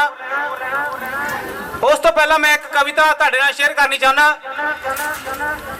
ਕਹਿੰਦੇ ਚੱਲ ਉੱਠ ਭੀਮ ਦਿਆ ਸ਼ੇਰਾ, ਕੀਤਾ ਸਮਾਂ ਵਿਅਰਥ ਬਥੇਰਾ। ਜਦੋਂ ਜਾਗੋ ਉਦੋਂ ਸਵੇਰਾ, ਨਵਾਂ ਇਤਿਹਾਸ ਰਚਾਉਣਾ ਏ। ਬਾਬਾ ਸਾਹਿਬ ਤੇ ਕਾਸ਼ੀ ਰਾਮ ਦਾ ਘਰ ਘਰ ਮਿਸ਼ਨ ਬਚਾਉਣਾ ਏ। ਤੇ ਭੀਮ ਰਾਓ ਜਿਹਾ ਵਿਦਵਾਨ ਮੁੜ ਨਹੀਂ ਲੱਭਣਾ ਵਿੱਚ ਜਹਾਨ। ਉਹਨੇ ਲਿਖਿਆ ਵਿੱਚ ਸੰਵਿਧਾਨ ਮਨੂ ਦਾ ਜੱਬ ਮੁਕਾਣਾ ਏ, ਬਾਬਾ ਸਾਹਿਬ ਤੇ ਕਾਂਸ਼ੀ ਰਾਮ ਦਾ ਘਰ ਘਰ ਮਿਸ਼ਨ ਬਚਾਉਣਾ ਏ। ਮੁੜ ਨਹੀਂ ਜੰਮਣਾ ਕਾਂਸ਼ੀ ਰਾਮ ਤੇ ਲੀਡਰ ਸਾਡਾ ਇਹ ਮਹਾਨ, ਮੋਇਆਂ ਦੇ ਵਿੱਚ ਪਾ ਗਿਆ ਜਾਨ, ਨਾ ਮੁੜ ਕੇ ਕਦੇ ਵੀ ਆਉਣਾ ਏ। ਬਾਬਾ ਸਾਹਿਬ ਤੇ ਕਾਂਸ਼ੀ ਰਾਮ ਦਾ ਘਰ ਘਰ ਮਿਸ਼ਨ ਪਹੁੰਚਾਉਣਾ ਏ।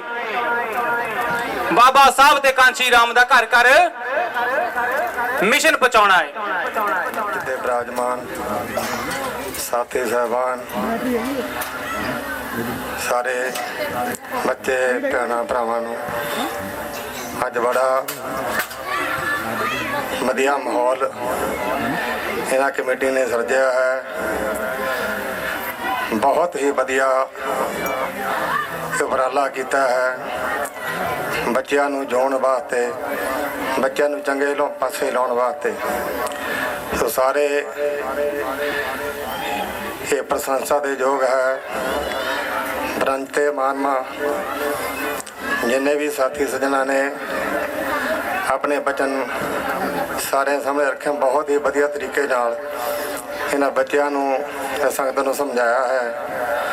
तो जो भी ये कमेटी उपराला कर रही है बहुत ही प्रशंसायोग है, वधिया है।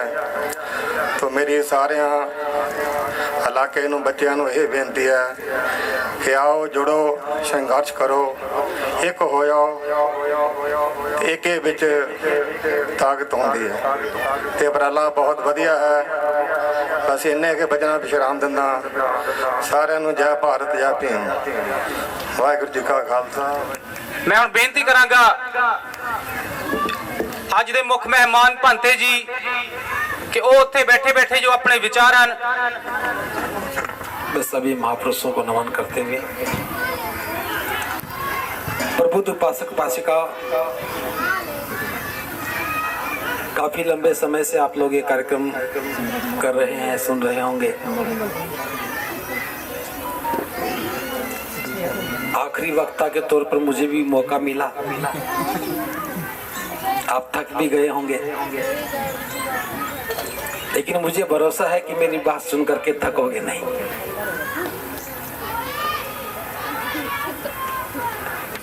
मैं बहुत सीधी बातें कर रहा हूं ताकि आप आराम से समझ सको। आज हम बाबा साहब की जयंती मना रहे हैं। भाई बातें ना करो, बैठ जाओ, आप बैठ जाओ। कोई नहीं, बच्चों को घूमने दो, आप बैठ जाओ बस। भैया चाय पानी वाले बंद कर दो, पानी वाले बंद कर दो, बाद में पिलाना बस। मैं जो आपसे बातें करना चाहता हूं, ध्यान से सुनेंगे। आप ये जयंती मना क्यों रहे हो? कभी सोचते हो इस जयंती मनाने से हमें क्या हासिल होगा? आज से पहले भी जयंती मनाई होंगी। पिछली बार जयंती मनाई, उस समय हमने कोई लक्ष्य तय किया कि आज की जयंती में हम ये तय कर रहे हैं कि एक साल में हम इतना काम कर लेंगे? क्या आज की जयंती में कोई लक्ष्य तय किया? अगर लक्ष्य नहीं बनाया तो मैं समझता हूं कि जयंती मनाने का कोई अर्थ नहीं रहा। ठीक है, मैं बोल जाऊंगा, कुछ बैल साहब बोल गए, कुछ और बोल गए होंगे, कुछ गीत गा लिए होंगे, कुछ सुन लिए होंगे। बाबा साहब की जयंती मनाने का अर्थ है कि जीवन में बदलाव होना चाहिए। और जीवन कब बदलेगा? जब हम बाबा साहब के विचारों को जीवन में उतारने का संकल्प लेंगे। मैं अपनी बात यहां से शुरू कर रहा हूं। बाबा साहब इस दुनिया में सबसे महान विद्वान थे, जानते हो ना? सारी दुनिया उन्हें ज्ञान का प्रतीक कहती है। बाबा साहब के जीवन का संघर्ष भी सबसे लंबा संघर्ष है। 7 साल की उम्र में स्कूल में गए तब शुरू हुआ और जीवन के अंतिम क्षण तक हुआ। बाबा साहब ने अपने जीवन में अंतिम फैसला लिया। जीवन के अंतिम दौर में एक अंतिम ही फैसला लिया और बाबा साहब बुद्ध की शरण में गए और बौद्ध बन गए। ये बात जानते हो ना? तो ये भी जानना चाहिए कि बाबा साहब बौद्ध क्यों बने। बाबा साहब इसलिए बौद्ध बने थे कि जिस धर्म में हमारा जन्म हुआ उस धर्म में एक जाति व्यवस्था है। उस जाति व्यवस्था में हम निचले पायदान पर हैं। इसी जाति के कारण हमारा शोषण होता है, हमारा अपमान होता है और कदम कदम पर हमारा मनोबल तोड़ा जाता है। बाबा साहब ने बहुत प्रयास किया कि इस विषमता को, इस भेदभाव को मैं जड़ से खत्म करूं, लेकिन जल्दी समझ में आ गया था कि ये जाति खत्म नहीं हो सकती और जब तक ये जाति बनी रहेगी भेद खत्म नहीं हो सकता। जब तक भेदभाव रहेगा ये जुल्म, शोषण, उत्पीड़न, अन्याय होता रहेगा। इसका पक्का इलाज क्या है? इसका परमानेंट इलाज क्या है? तो बाबा साहब ने बुद्ध के धम्म को एक इलाज के रूप में देखा। बाबा साहब ने खुद कहा कि मैं बुद्ध के धम्म को क्यों मानता हूं? क्योंकि बुद्ध का धम्म समानता पर आधारित है। इसमें कोई छोटा बड़ा नहीं है, इसमें कोई भेदभाव नहीं है, इसमें बंधुता की भावना है, भाईचारे की भावना है, इसमें करुणा और मैत्री है, इसमें स्वतंत्रता है और हर व्यक्ति के लिए न्याय है। इसलिए मैं बुद्ध के धम्म को मानता हूं। और दूसरी बात ये भी कही, बुद्ध के धम्म में कोई ईश्वर जैसी कल्पना नहीं है, कोई स्वर्ग नरक नहीं है, ना ईश्वर है, ना स्वर्ग नरक है, ना आत्मा है, ना कर्म कांड है। ये धर्म समझ में आने वाला है, बुद्धि को जसने वाला है, सरल है और व्यवहारिक है। इतनी सारी खूबियां थी, तब बाबा साहब ने बुद्ध के धम्म को स्वीकार कर लिया। जो मैं आपसे पूछना चाहता हूं, बाबा साहब ने हमारे जीवन की तमाम समस्याओं का समाधान बुद्ध के धम्म में खोजा और बुद्ध की शरण में गए। ये बाबा साहब के जीवन का अंतिम फैसला था। हम सब बाबा साहब के अनुयायी हैं ना? है या नहीं है? अनुयायी हैं। अनुयायी का अर्थ क्या होता है? जो उनके कदमों से कदम मिला करके चले। अगर हम बाबा साहब के अनुयायी हैं तो हमें बाबा साहब के कदमों में कदम मिला के चलना चाहिए। जैसा बाबा साहब ने कहा वैसा हमें करना चाहिए। करेंगे तो हम अनुयायी हैं, अन्यथा तो हम अनुयायी नहीं हैं। तो जो बाबा साहब के जीवन का अंतिम फैसला था, क्या वह हमारे जीवन का पहला फैसला नहीं होना चाहिए? अब मैं आपसे एक बात कह रहा हूं, आप लोग ये बताइए कि आप जाति से दुखी हैं या नहीं है? जाति से सम्मान मिलता है या अपमान मिलता है? क्या मिलता है? अपमान। सम्मान मिलता है। जाति से सम्मान किस किस को मिलता है? आपको मिलता है। इसका अर्थ है कि बाबा साहब का कहना सुनना कोई लाभ पाकर नहीं। ये जाति सबसे बड़ा रोग है।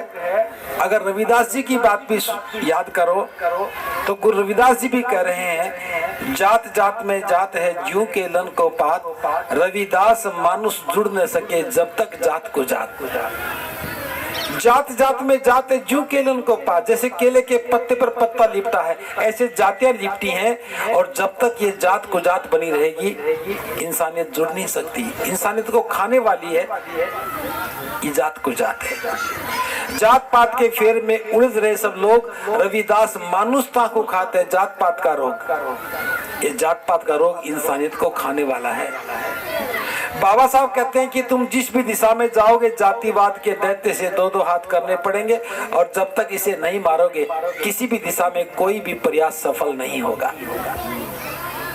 अब जब बाबा साहब ने इतना संघर्ष करने के बाद, सबसे ज्यादा विद्वान होने के बाद जो फैसला लिया, और बाबा साहब के अनुयायी जयंतियां तो मना रहे हैं, लेकिन बाबा साहब ने बौद्ध बनने के लिए कहा, उसको सुन ही नहीं रहे हैं।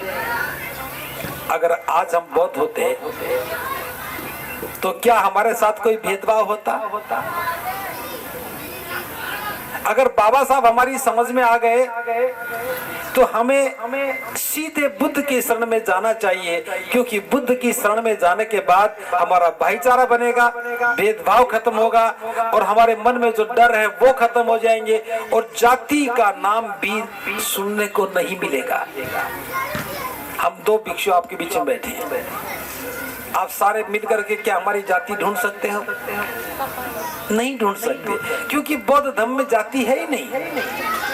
और बाबा साहब कितना अच्छा समझा के गए, मैं बता रहा हूँ, थोड़ा ध्यान से सुनेंगे तो। बौद्ध बनने के बाद जाति खत्म कैसे होगी, ये बाबा साहब ने दीक्षा लेने के बाद जब भाषण दिया था उसमें बताया है। बाबा साहब कहते हैं, जैसे पहाड़ों से छोटे छोटे नाले निकलते हैं, छोटे छोटे नाले मिलकर के बड़े नाले बन जाते हैं, लेकिन किसी भी नाले का नाम नहीं होता। जब बहुत सारे नाले मिलते हैं तब नदी बन जाते हैं, और वहीं से नदी का नाम शुरू होता है। जैसे ये सतलुज नदी है, ये व्यास है, ये रावी है, ये गंगा है, यमुना है, गोदावरी है। बाबा साहब कहते हैं सैकड़ों नदियां हैं, जहां से वो बनी वहीं से नाम शुरू होता है, और समुद्र तक जाती है उनका वही नाम रहता है। लेकिन जो ही वो नदी समुद्र में चली जाती है, उसका नाम और उसकी पहचान खत्म हो जाती है, और वो नदी समुद्र बन जाती है। जैसे आपके पास से यहाँ व्यास नदी निकलती है, व्यास जहां से बनी वहां व्यास थी, यहाँ से गुजरते हुए व्यास है, समुद्र में जाते ही समुद्र हो गई। पीछे की तरफ सतलुज नदी है, जहां से चली वहां से सतलुज बनी, समुद्र में जाते ही खत्म हो गई। गंगा बनी, वहां से चली और समुद्र में जाके खत्म हो गई। बाबा साहब कहते कि सैकड़ों नदियां हैं, समुद्र में जाते ही वो समुद्र बन जाती है। क्या कोई व्यक्ति उस समुद्र के पानी में से एक बाल्टी पानी निकाल के बता सकता है कि इस पानी में कौन सा सतलुज का है, कौन सा रावी का है, कौन सा ताप्ती का है, कौन सा नर्मदा का, बता सकता है? तो बाबा साहब कहते हैं ऐसा हमारा बौद्ध धर्म है। कोई व्यक्ति किसी भी जाति से आए, बुद्ध की शरण में आता है तो समुद्र में हो जाता है, बुद्ध हो जाता है, बौद्ध हो जाता है, फिर हमारी कोई जाति नहीं। अभी बहल साहब जो बता रहे थे, मैंने बड़े ध्यान से सुना। माँ की कितनी पीड़ा थी कि मेरे बेटे के हाथ में झाड़ू ना रहे। बहल साहब ने एक बहुत बड़ा मुकाम हासिल किया, व्यक्तिगत रूप से उपलब्धि बहुत अच्छी है, लेकिन क्या हम समाज को इस जुर्म से बचा पा रहे हैं? अगर हम सारे प्रयास करें, बाबा साहब का अनुसरण करें, तो ये जाति भी हमेशा के लिए खत्म हो सकती है। ये जाति खत्म होगी तो भेदभाव खत्म होगा, भेदभाव खत्म होंगे तो सबके लिए अवसर मिलेंगे और हम मान सम्मान का जीवन जी पाएंगे। तो मैं समझता हूँ बाबा साहब की ये जयंती हमारे जीवन के लिए बड़ी कल्याणकारी हो सकती है, अगर हम ठीक दिशा में बाबा साहब की बात को मानना शुरू करें। लेकिन होता क्या है, हम जयंतियां तो मनाते हैं, लेकिन अपनी अवस्था को नहीं बदलते हैं, अपने मन को नहीं बदलते हैं। जैसा बाबा साहब ने कहा था वैसा करते नहीं हैं, और जब तक नहीं करेंगे क्या हमारा कल्याण होगा? बाबा साहब ने कहा कि शिक्षित बनो, और हम स्कूल में ना जाएं, खूब जयंती मनाएं, बच्चों को ना पढ़ाएं, तो क्या भला हो सकता है? बाबा साहब ने कहा आंदोलित हो जाओ, और हम कुछ समझ ही ना पाए तो क्या भला हो सकता है? और आंदोलित होने के बाद हमें संगठित होना था, ये सूत्र लागू हो जाता तो हमारा कल्याण हो जाता। लेकिन आज भी हम क्या कर रहे हैं? 14 अप्रैल आई तो हम बाबा साहब के अनुयायी, हम तो सिर्फ जयंतियां मना करके आनंद ले रहे हैं, बल्कि जयंतियां मनाने से आनंद नहीं, जयंतियों से हमें प्रेरणा लेनी चाहिए। तो बाबा साहब एक समाधान देके गए, लेकिन हम लोग बाबा साहब की बात नहीं मानते। हमारे मन में अंधविश्वास कूट कूट के भरा है। हमें डर लगता है क्योंकि हम बौद्ध क्यों नहीं बन पा रहे? क्योंकि हमारे मन में जो विचार फंसे हैं हम उनसे बाहर नहीं निकल पा रहे, मुक्त नहीं हो पा रहे। हमें अपने मन के डर को निकालना होगा। ये पंजाब है, पंजाब में धार्मिक लोग बहुत ज्यादा हैं। कोई भी खाली नहीं बैठा, किसी न किसी जगह जाकर के ज्ञान की बात लेता है। लेकिन जो मैं समझा रहा हूं वहां क्या बताते हैं? मरने के बाद कहां जाओगे? स्वर्ग में जाओगे। बुरे कर्म करोगे तो कहां जाओगे? नरक में जाओगे। मेरी बात को ध्यान से समझना। अच्छे कर्म करोगे तो स्वर्ग में जाओगे, बुरे करोगे तो नरक में जाओगे। कोई पूछे कि स्वर्ग और नरक किसी ने देखा है? महाकारुणिक बुद्ध कहते हैं मरा हुआ व्यक्ति ही स्वर्ग में जाता है ना, या जीता जाता है? जीवित व्यक्ति स्वर्ग में जा नहीं सकता और मरा हुआ लौट के आ नहीं सकता। कोई जीवित व्यक्ति स्वर्ग में गया ही नहीं, नरक में गया ही नहीं, और जो मर गया वो लौट के आया नहीं, तो बताया किसने कि वो स्वर्ग है वो नरक है? मैं बुद्ध की एक घटना सुना रहा हूं, बहुत सुंदर घटना है। एक नौजवान था, नदी के किनारे झोपड़ी बना करके बहुत सारे कर्म कांड करता था, सारा दिन रात लगा रहता है। बहुत सारे लोगों ने समझाया कि भाई मार्ग ठीक नहीं है, तू घर का काम थाम कर। उसकी समझ में नहीं आया। बहुत लोगों ने समझाया, उसने किसी की बात को नहीं माना। एक बार बुद्ध का वहां आना हो गया। जब महाकारुणिक बुद्ध आए तो किसी व्यक्ति ने कहा कि तथागत, हमारे गांव का एक नौजवान है, वो भटक रहा है, कर्म कांड में लगा है, किसी की बात सुनता नहीं है। हो सकता है कि आपकी बात का प्रभाव हो जाए, आप ही उसका कल्याण करो। जब ये बात सुनी तो बुद्ध उसके पास चले गए। ध्यान से सुनना। जाकर के बुद्ध ने पूछा, हे नौजवान, बच्चों तुम मेरी बात सुनो। ये पंखे के पास बैठे बच्चों को बोलना, मेरी बात सुन लो। तथागत ने उससे पूछा, हे नौजवान तू ये क्या कर रहा है? उसने कहा कि मैं ये कर्मकांड कर रहा हूं। बुद्ध ने पूछा कि तुम ये कर्मकांड क्यों करते हो? उसने कहा कि मैं स्वर्ग में जाना चाहता हूं। बुद्ध ने पूछा, क्या तुमने स्वर्ग देखा है? उसने कहा कि मैंने स्वर्ग नहीं देखा। तो क्या तुम उस व्यक्ति को जानते हो जिसने स्वर्ग देखा हो? उसने कहा, ऐसा तो कोई व्यक्ति मैंने देखा नहीं जो स्वर्ग को जानता। फिर बुद्ध ने पूछा, क्या तुम ऐसे व्यक्ति को जानते हो जो स्वर्ग में गया हो और लौट करके बता के गया हो? उसने कहा, ऐसा भी कोई व्यक्ति नहीं है। तो बुद्ध कहते हैं, तुमने स्वर्ग देखा नहीं, जिसने स्वर्ग देखा उस व्यक्ति को तुमने देखा नहीं। जो मरने के बाद स्वर्ग में गया वहां से किसी ने बताया नहीं, तो तुम कैसे कह सकते हो कि ये कर्मकांड करने से तुम्हें स्वर्ग मिलेगा? उस व्यक्ति ने कहा कि ऐसा मेरा विश्वास है, लोग कहते हैं कि ऐसा करने से स्वर्ग मिलता है। तब बुद्ध ने सोचा कि ये व्यक्ति ऐसे नहीं समझेगा, इसे दूसरे रास्ते से समझाता। तब बुद्ध उससे पूछते हैं, हे नौजवान, कोई व्यक्ति नदी के इस किनारे पर खड़ा है और वो नदी के दूसरे किनारे पर जाना चाहता है, नदी को पार करना चाहता, तो क्या करना होगा? वो नौजवान कहता है कि तथागत, अगर नदी में पानी कम है तो पैदल चल करके पार करेगा, नदी में पानी ज्यादा है तो तैर करके पार कर लेगा, या फिर किसी किश्ती का सहारा लेकर के नदी पार करेगा। इस किनारे से उस किनारे पर जाने के तो तीन ही रास्ते हैं, या तो पैदल, या तैर करके, या किश्ती का सहारा लेकर के। बुद्ध कहते हैं, क्या ऐसा नहीं हो सकता कि यहाँ खड़े होकर के प्रार्थना करें और नदी का दूसरा किनारा इधर आ जाए? वो व्यक्ति हाथ जोड़ के प्रार्थना करे, हे नदी के दूसरे किनारे तू इधर आ जा ताकि मैं उधर चला जाऊं। हे नदी के दूसरे किनारे तू इधर आ जा ताकि मैं उधर चला जाऊं, और उसकी प्रार्थना सुन करके वो किनारा आ जाए और वो पार हो जाए। वो नौजवान हंसने लगा, हे तथागत, ये तो कभी संभव नहीं। भला प्रार्थना करने से नदी का किनारा इधर से उधर नहीं आ सकता?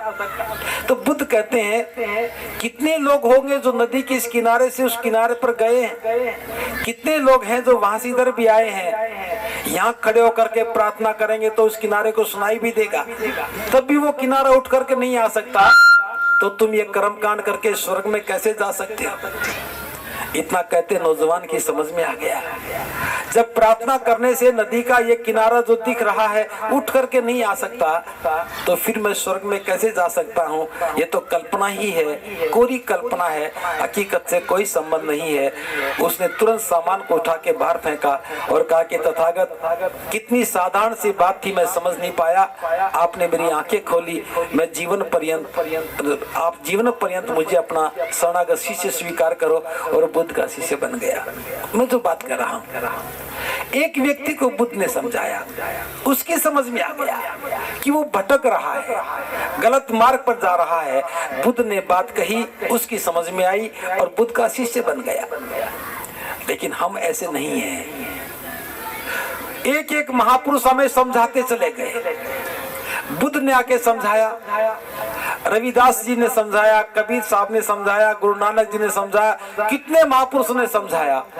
फिर बाबा साहब भी समझा के गए, मान्यवर साहब काशीराम जी भी समझा के गए। लेकिन हम किसी की समझते नहीं है। उसी कर्म कांड में, उसी अंधविश्वास में, उसी अंधश्रद्धा में फंसे खड़े हैं। जयंतियां मना लेते हैं, क्या हमारा भला हो जाएगा? अगर भला चाहते हो, जीवन में कल्याण चाहते हो, तो समझ जाओ स्वर्ग नरक कल्पना है, इसका हकीकत से कोई संबंध नहीं है।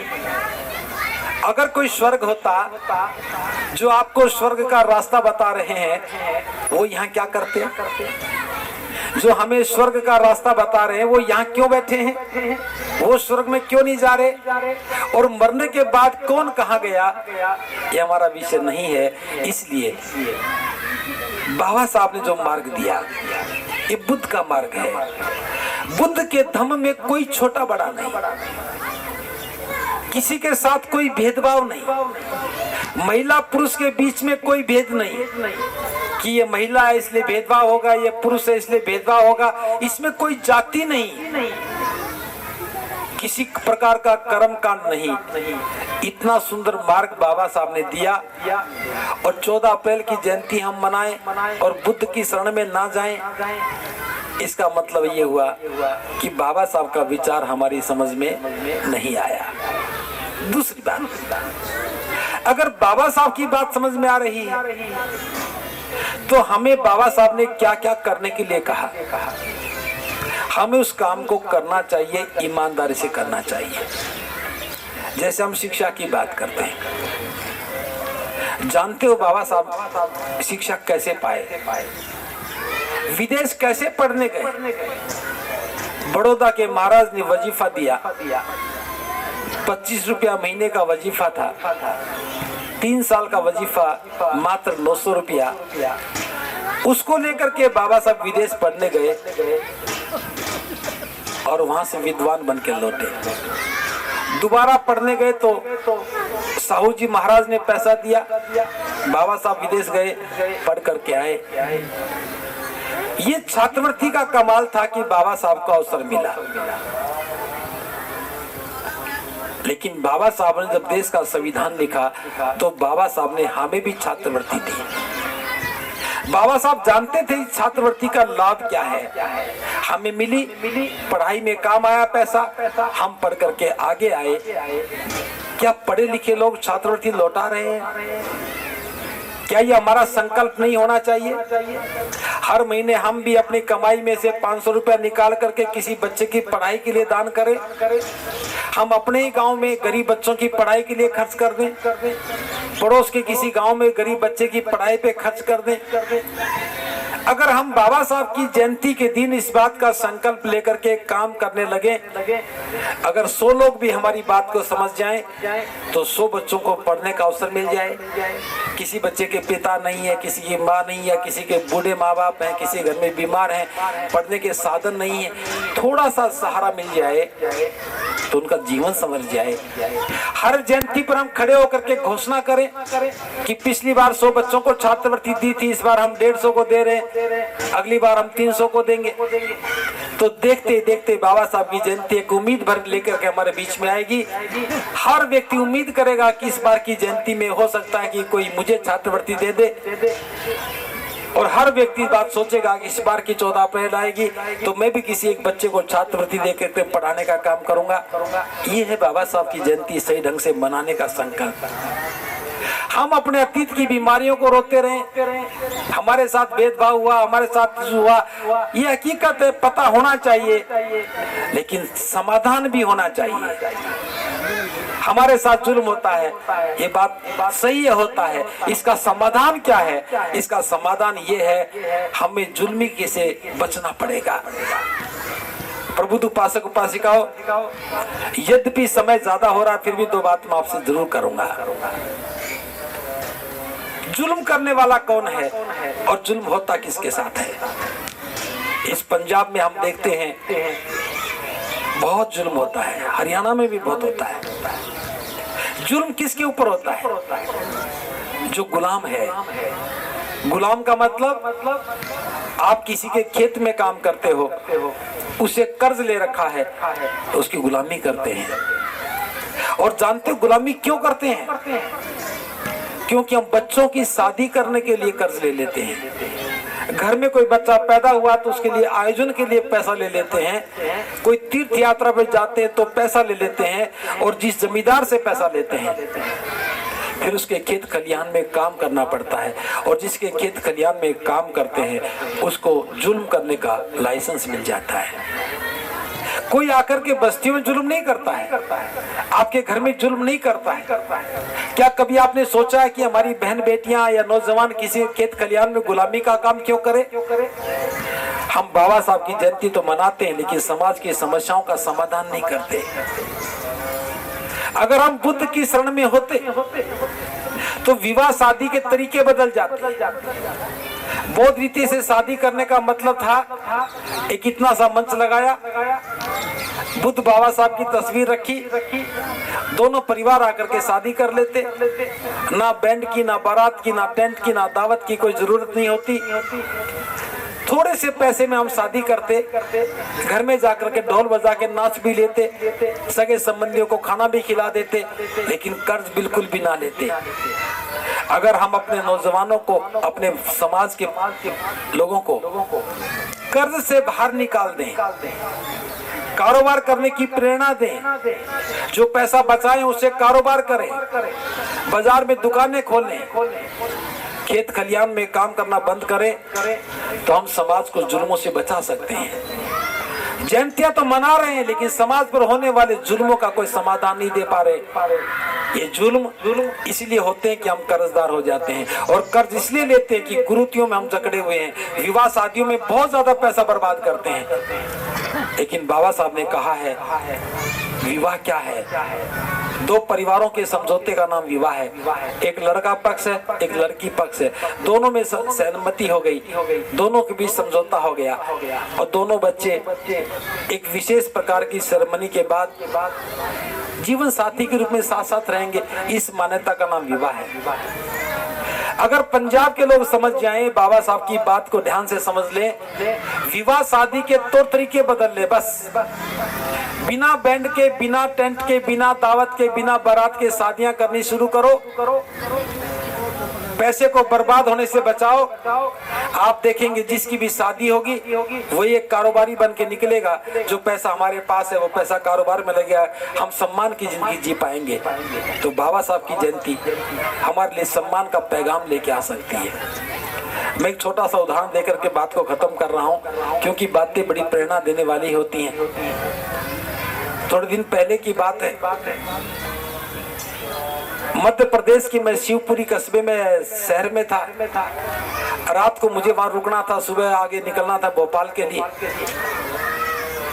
जब रात को सोने का समय हुआ तो एक नौजवान ने कहा कि बंते जी सुबह मेरे पास चाय पी के जाना। मैंने कहा भी सुबह 5 बजे निकलेंगे, चाय नहीं पी पाएंगे क्योंकि लंबा सफर है। उसने बड़ी जिद की, जी 5 मिनट लगाऊंगा, चाय जरूर पी के जाना। हमने भी बहस करना उचित नहीं समझा कि इसका उत्साह है, चलो चाय पी लेते हैं। जब ठीक सुबह 5 बजे उसके घर पर गए तो जाते उसने हाथ में चाय पकड़ा दी। मैंने आश्चर्य से पूछा कि भाई ये बात तो ठीक है, तूने बड़ी जिद की थी, लेकिन अब ये बता दे कि तूने चाय पिलाने की जिद क्यों की। बात ध्यान से सुनना। उसने कहा कि बंते जी मैं आपको एक बात बताना चाहता था। उसने कहा कि मैं 2 साल पहले आगरा में जो धम्म कारवां होता है 18 मार्च को, मैं उस कार्यक्रम में गया था।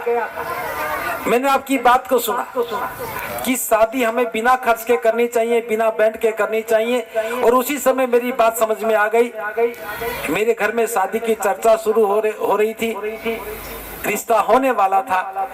मैंने लड़की पक्ष से बात कर ली कि शादी मैं ऐसे करूंगा, सहमत हो तो मैं तैयार हूं, वरना मैं नहीं करूंगा। लड़की वालों ने मेरी बात मान ली। भले मेरे घर के लोग नाराज हुए, पड़ोसी नाराज हुए, मैंने शादी में कोई पैसा खर्च नहीं किया। 7,000 रुपये महीने के कमाता हूं, मैंने 7,000 रुपये में मैंने शादी कर ली। 50-60 हजार रुपये मैंने बचा रखा था शादी के लिए, वो मैंने बिल्कुल खर्च नहीं किया। शादी के 3 महीने के बाद ही मैंने यहाँ प्लॉट ले लिया, शहर में आकर के गाँव में रहता था। फिर हम किराए पर रहने लगे, मैं और मेरी जीवन संगिनी दोनों ट्यूशन पढ़ाने लगे। फिर ये कमरा बना लिया, अब छोटे भाई को भी साथ ले आया, वो भी ट्यूशन पढ़ाता है, स्कूल में पढ़ाने जाता है। हम दोनों भाई, दोनों परिवार यहाँ बस गए। एक पक्का मकान था, एक आधी झोपड़ी बनी हुई थी, दूसरा बताना उचित समझा। उसने कहा कि मेरा आगरा जाना मेरे जीवन को बदलने में बड़ा काम आ गया। आपकी बात मुझे समझ में आ गई और मैं देहात से निकल करके शहर में मकान का मालिक बन गया। प्रबुद्ध उपासक उपासिकाओं, कौन सी बात किसको समझ में आ जाए हम नहीं जानते, लेकिन जिसकी समझ में आ जाती है उसका जीवन बदल जाता है। हमें समाज को कर्ज मुक्त करना है। एक दिन की दावत खाने का लोभ छोड़ दो, बैंड के आगे नाचने का लोभ छोड़ दो, बारात जाने का लोभ छोड़ दो। शादियां अपने बुद्ध विहारों में, अपने भवन में, सामुदायिक भवन में करो, और बिना टेंट के, फिर कह रहा हूं बिना बारात के, बिना बैंड के शादियां करो। समाज की काया बदल जाएगी। हम कर्ज मुक्त जीवन जिएंगे तो सम्मान से जिएंगे, और एक संकल्प के साथ हम अपने किसी भी बहन बेटी को, किसी नौजवान को किसी के खेत खलिहान में गुलामी करने के लिए जाने का मौका ही नहीं देंगे। ये जयंती जीवन बदलने वाली हो सकती है। मैं भी आपके बीच में अगर भिक्षु के रूप में बैठा हूँ तो मैं भी इसलिए बैठा हूँ कि मुझे बाबा साहब की बात समझ में आ गई, और बाबा साहब की बात समझ में आ गई तभी मैंने अपने जीवन को बदला, और मैं अपने जीवन को बदला तब मैं आपको बदलने के लिए कह रहा हूँ। बस मैं इतना चाहता हूँ, ये जयंती हम सब के लिए कल्याणकारी हो। बाबा साहब का जन्मदिन आप सबके लिए खुशियां लेकर के आए, लेकिन खुशियां एक संकल्प के साथ आएंगी। जो भी आयोजक हैं, मैं किसी को जानता नहीं हूँ, मुझे जीत सिंह जी ने यहाँ और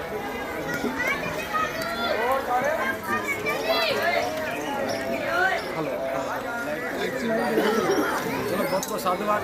मैं अपनी बात को विराम देता हूँ, आपने मुझे ध्यान से सुना। आप सबका मंगल हो। मुख्य मेहमानों का और पंते जी का इत्थे आने का हार्दिक तहे दिलों धन्नवाद करदा कि जिन्हों ने अपने मुखारबिन तो इन्ने बेशकीमती विचार साडे नाल साझे कीते, और बहुत समा हो गया है। मैं हुण असीं ज़्यादा समा नहीं लवांगे। जिवें कि मैं तुहानूं पहलां भी कहा कि अज दा जो विशेष प्रोग्राम रखा गया सीगा कि वैलफेयर सोसाइटी के वालों बाबा साहब बी आर अंबेडकर जी के जन्मदिन के उपलक्ष के बच्चों तो पेपर ले जाते हैं, और जो रिजल्ट होंगे उन्होंने घोषित करने के लिए एक तो सानू ये वधिया मंच मिल जाता, दूसरा सानू साडे विद्वानां दे विचार मिल जाते हैं। सो हुण असीं उन्हां बच्चों के जो नाम आ घोषित करांगे। इत्थे आए हुए अपने मेहमानां दे हत्थों उन्होंने उन्होंने बनते जो प्राइज़ आ, क्योंकि मैं इस जो 100% का पेपर सीगा उस दे विचों सिर्फ 2 बच्चे, जिन्हां दे विचों एक बच्चे ने 93% और दूसरे ने 75 के 74% नंबर ही लाए आ। उस तो बाद जिन्ने बच्चे भी सीगे कोई भी 30-33% तो ऊपर नहीं जा सकिया। इस करके असी जो 3rd पोजीशन सी असी वो अनाउंस नहीं करांगे, क्योंकि एक बहुत वड्डा मैं समझदा कि ਬਾਬਾ ਸਾਹਿਬ ਦੇ ਉੱਪਰ ਲਿਖਣਾ ਬਹੁਤ ਜ਼ਰੂਰ ਵੱਡਾ ਉਹ ਇੱਕ ਮੈਂ ਕੋਈ ਸ਼ਬਦ ਨਹੀਂ ਕੀ ਕਹਾਂ ਤੁਹਾਨੂੰ ਕਿ ਘੱਟ ਤੋਂ ਘੱਟ ਮੈਂ ਚਾਹੁੰਦਾ ਸੀ ਕਿ 50% ਤਾਂ ਉਹਨਾਂ ਦੇ ਬਾਰੇ ਨੌਲੇਜ ਹੋਣੀ ਚਾਹੀਦੀ ਆ ਬੱਚਿਆਂ ਨੂੰ। ਇਸ ਕਰਕੇ ਜੇ 50% ਵੀ ਕਿਸੇ ਬੱਚੇ ਦੀ ਪੋਜੀਸ਼ਨ ਹੁੰਦੀ ਤਾਂ ਆਪਾਂ ਨੂੰ ਥਰਡ ਅਨਾਉਂਸ ਕਰਨਾ ਸੀਗਾ, ਪਰ ਕੋਈ ਵੀ ਬੱਚਾ ਉਸ 50% ਨੂੰ ਕਲੀਅਰ ਨਹੀਂ ਕਰ ਸਕਿਆ, ਪਾਰ ਨਹੀਂ ਜਾ ਸਕਿਆ। ਇਸ ਕਰਕੇ ਫਸਟ ਔਰ ਸੈਕੰਡ ਪੋਜੀਸ਼ਨ ਹੀ ਆਪਾਂ ਇੱਥੇ ਅਨਾਉਂਸ ਕਰਨੀਆਂ ਆ।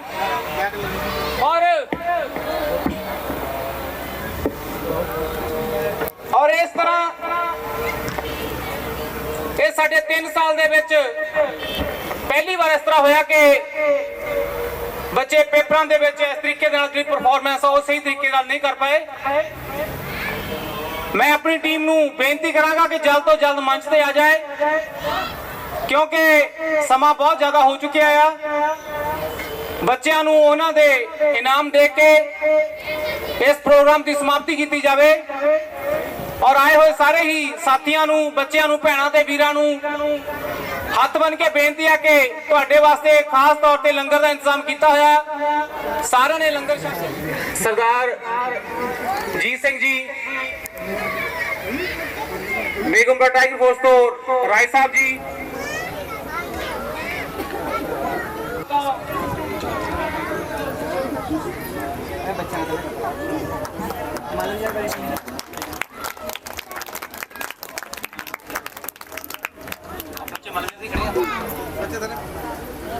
ਸਾਰੀ ਸੰਗਤ ਨੇ ਲੰਗਰ ਛਕ ਕੇ ਜਾਣਾ ਹੈ, ਕਿਸੇ ਨੇ ਵੀ ਏਦਾਂ ਨਹੀਂ। ਹੁਣ ਮੈਂ ਬੇਨਤੀ ਕਰਾਂਗਾ ਪਿੰਡ ਬਹਾਦਰਪੁਰ ਬਾਈਆਂ ਦੇ ਬੱਚਿਆਂ ਨੂੰ ਜਿਨ੍ਹਾਂ ਨੇ ਪਰਫਾਰਮ ਕੀਤਾ, ਜਿਨ੍ਹਾਂ ਨੂੰ ਖੁਦ ਸਾਡੇ ਕਰੁਣਾ ਸ਼ੀਰ ਭਾਂਤੇ ਜੀ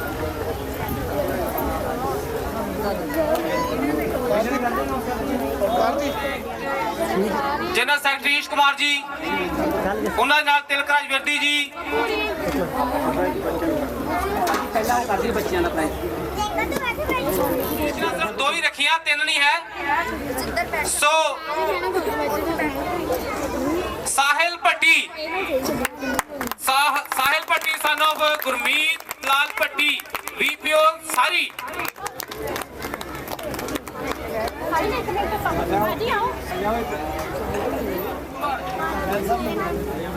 ਬੈਲ ਸਾਹਿਬ ਪਲੀਜ਼ ਇੱਧਰ ਆ ਕੇ ਆਓ।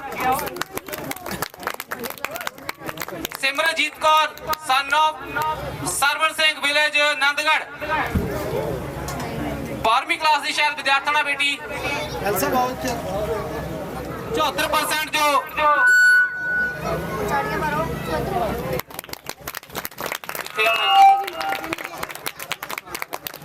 ਬਸ ਥੋੜੀ ਦੇਰ ਆ ਭਾਜੀ, ਹੋਰ ਔਖਾ ਸੌਖਾ ਮੜ ਜਾ ਮੈਨੇਜ ਕਰੋ ਥੋੜਾ ਦੇਰ। ਉਹ ਵੀ ਆਪਣਾ ਜੋ ਫਸਟ ਵਿਨਰ ਦਾ ਪ੍ਰਾਈਜ਼ ਆ ਉਹ ਲੈਣ। ਸਾਹਿਲ ਭੱਟੀ ਜੀ। ਸੋ ਇਹ 2 ਬੱਚੇ ਸਨ ਜਿਨ੍ਹਾਂ ਨੇ ਪੇਪਰ ਦੇ ਵਿੱਚ ਪਰਫਾਰਮੈਂਸ ਵਧੀਆ ਕੀਤੀ।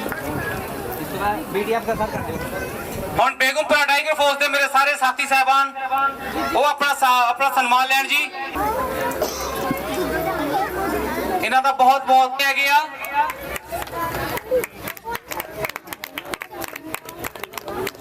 ਇਹਨਾਂ ਦੇ ਨਾਲ ਹੀ ਮੈਂ ਹੁਣ ਬੇਨਤੀ ਕਰਾਂਗਾ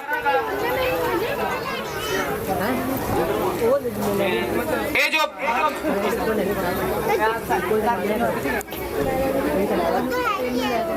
ਠੀਕ ਹੈ ਜੀ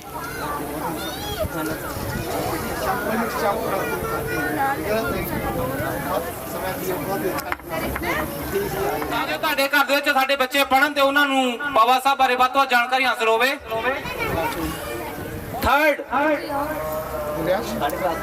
ਕਲਾਸ ਦਾ ਟੌਪ ਕੀਤਾ ਸਕੂਲ ਦੇ ਵਿੱਚੋਂ, ਔਰ ਇਸ ਸੰਸਥਾ ਦੇ ਵਿੱਚੋਂ ਇਹ ਟਿਊਸ਼ਨ ਲੈ ਰਿਹਾ।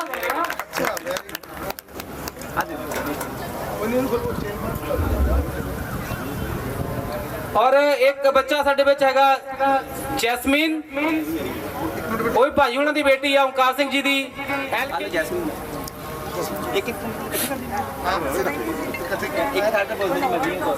LKG 94 ਪੁਆਇੰਟ ਕੀ ਆ ਮਲਕੀਨ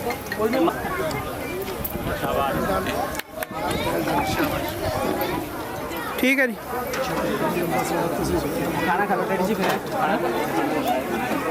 सरपंच महेंद्रपाल जी, ਓਕੇ शरणजीत कौर जी चले गए? ठीक ठीक। ਠੀਕ ਹੈ ਓਕੇ।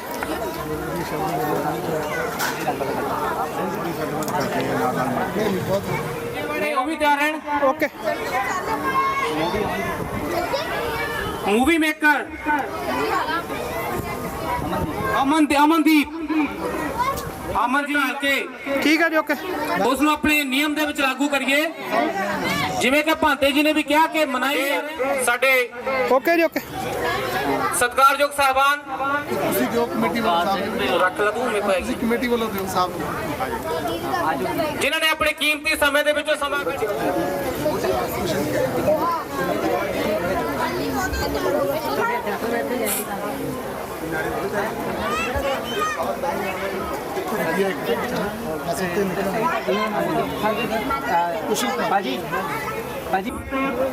ਉਹਨਾਂ ਦੇ ਨਾਲ ਸਤਿਕਾਰਯੋਗ ਬਹੁਤ ਬਹੁਤ ਧੰਨਵਾਦ ਸੇਵਾ ਹੀ ਕਰ ਰਹੇ ਆ ਭਾਜੀ। ਜੀ ਆਓ ਪੈਂਟ ਵਾਲੇ ਮੇਰੇ ਵੀਰ, ਡੀਜੇ ਵਾਲੇ, ਇਹ ਵੀਡੀਓ, ਚਲੋ ਸਾਰਿਆਂ ਦਾ ਬਹੁਤ ਬਹੁਤ ਧੰਨਵਾਦ ਆ। ਮੈਨੂੰ ਤਾਂ ਪੱਗ ਲੱਗ ਰਿਹਾ ਪੰਦੇ ਚ ਖਾ ਲੈਣਾ ਤੇ ਜੇ ਜੈ ਭੀਮ। ਬਾਬਾ ਸਾਹਿਬ ਤੁਹਾਡੀ ਸੋਚ ਤੇ, ਬਾਬਾ ਸਾਹਿਬ ਤੁਹਾਡੀ ਸੋਚ ਤੇ।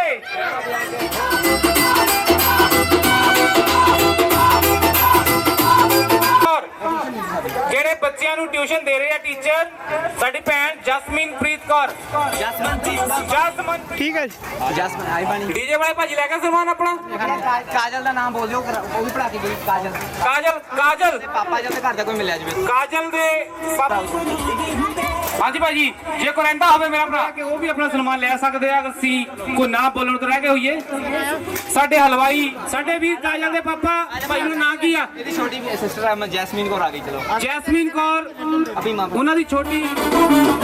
ਕੱਲਾ ਹੀ ਤੁਰਿਆ ਸੀ ਦਿਲ ਵਿੱਚ ਲੈ ਅੱਖਰਾਂ ਦੀ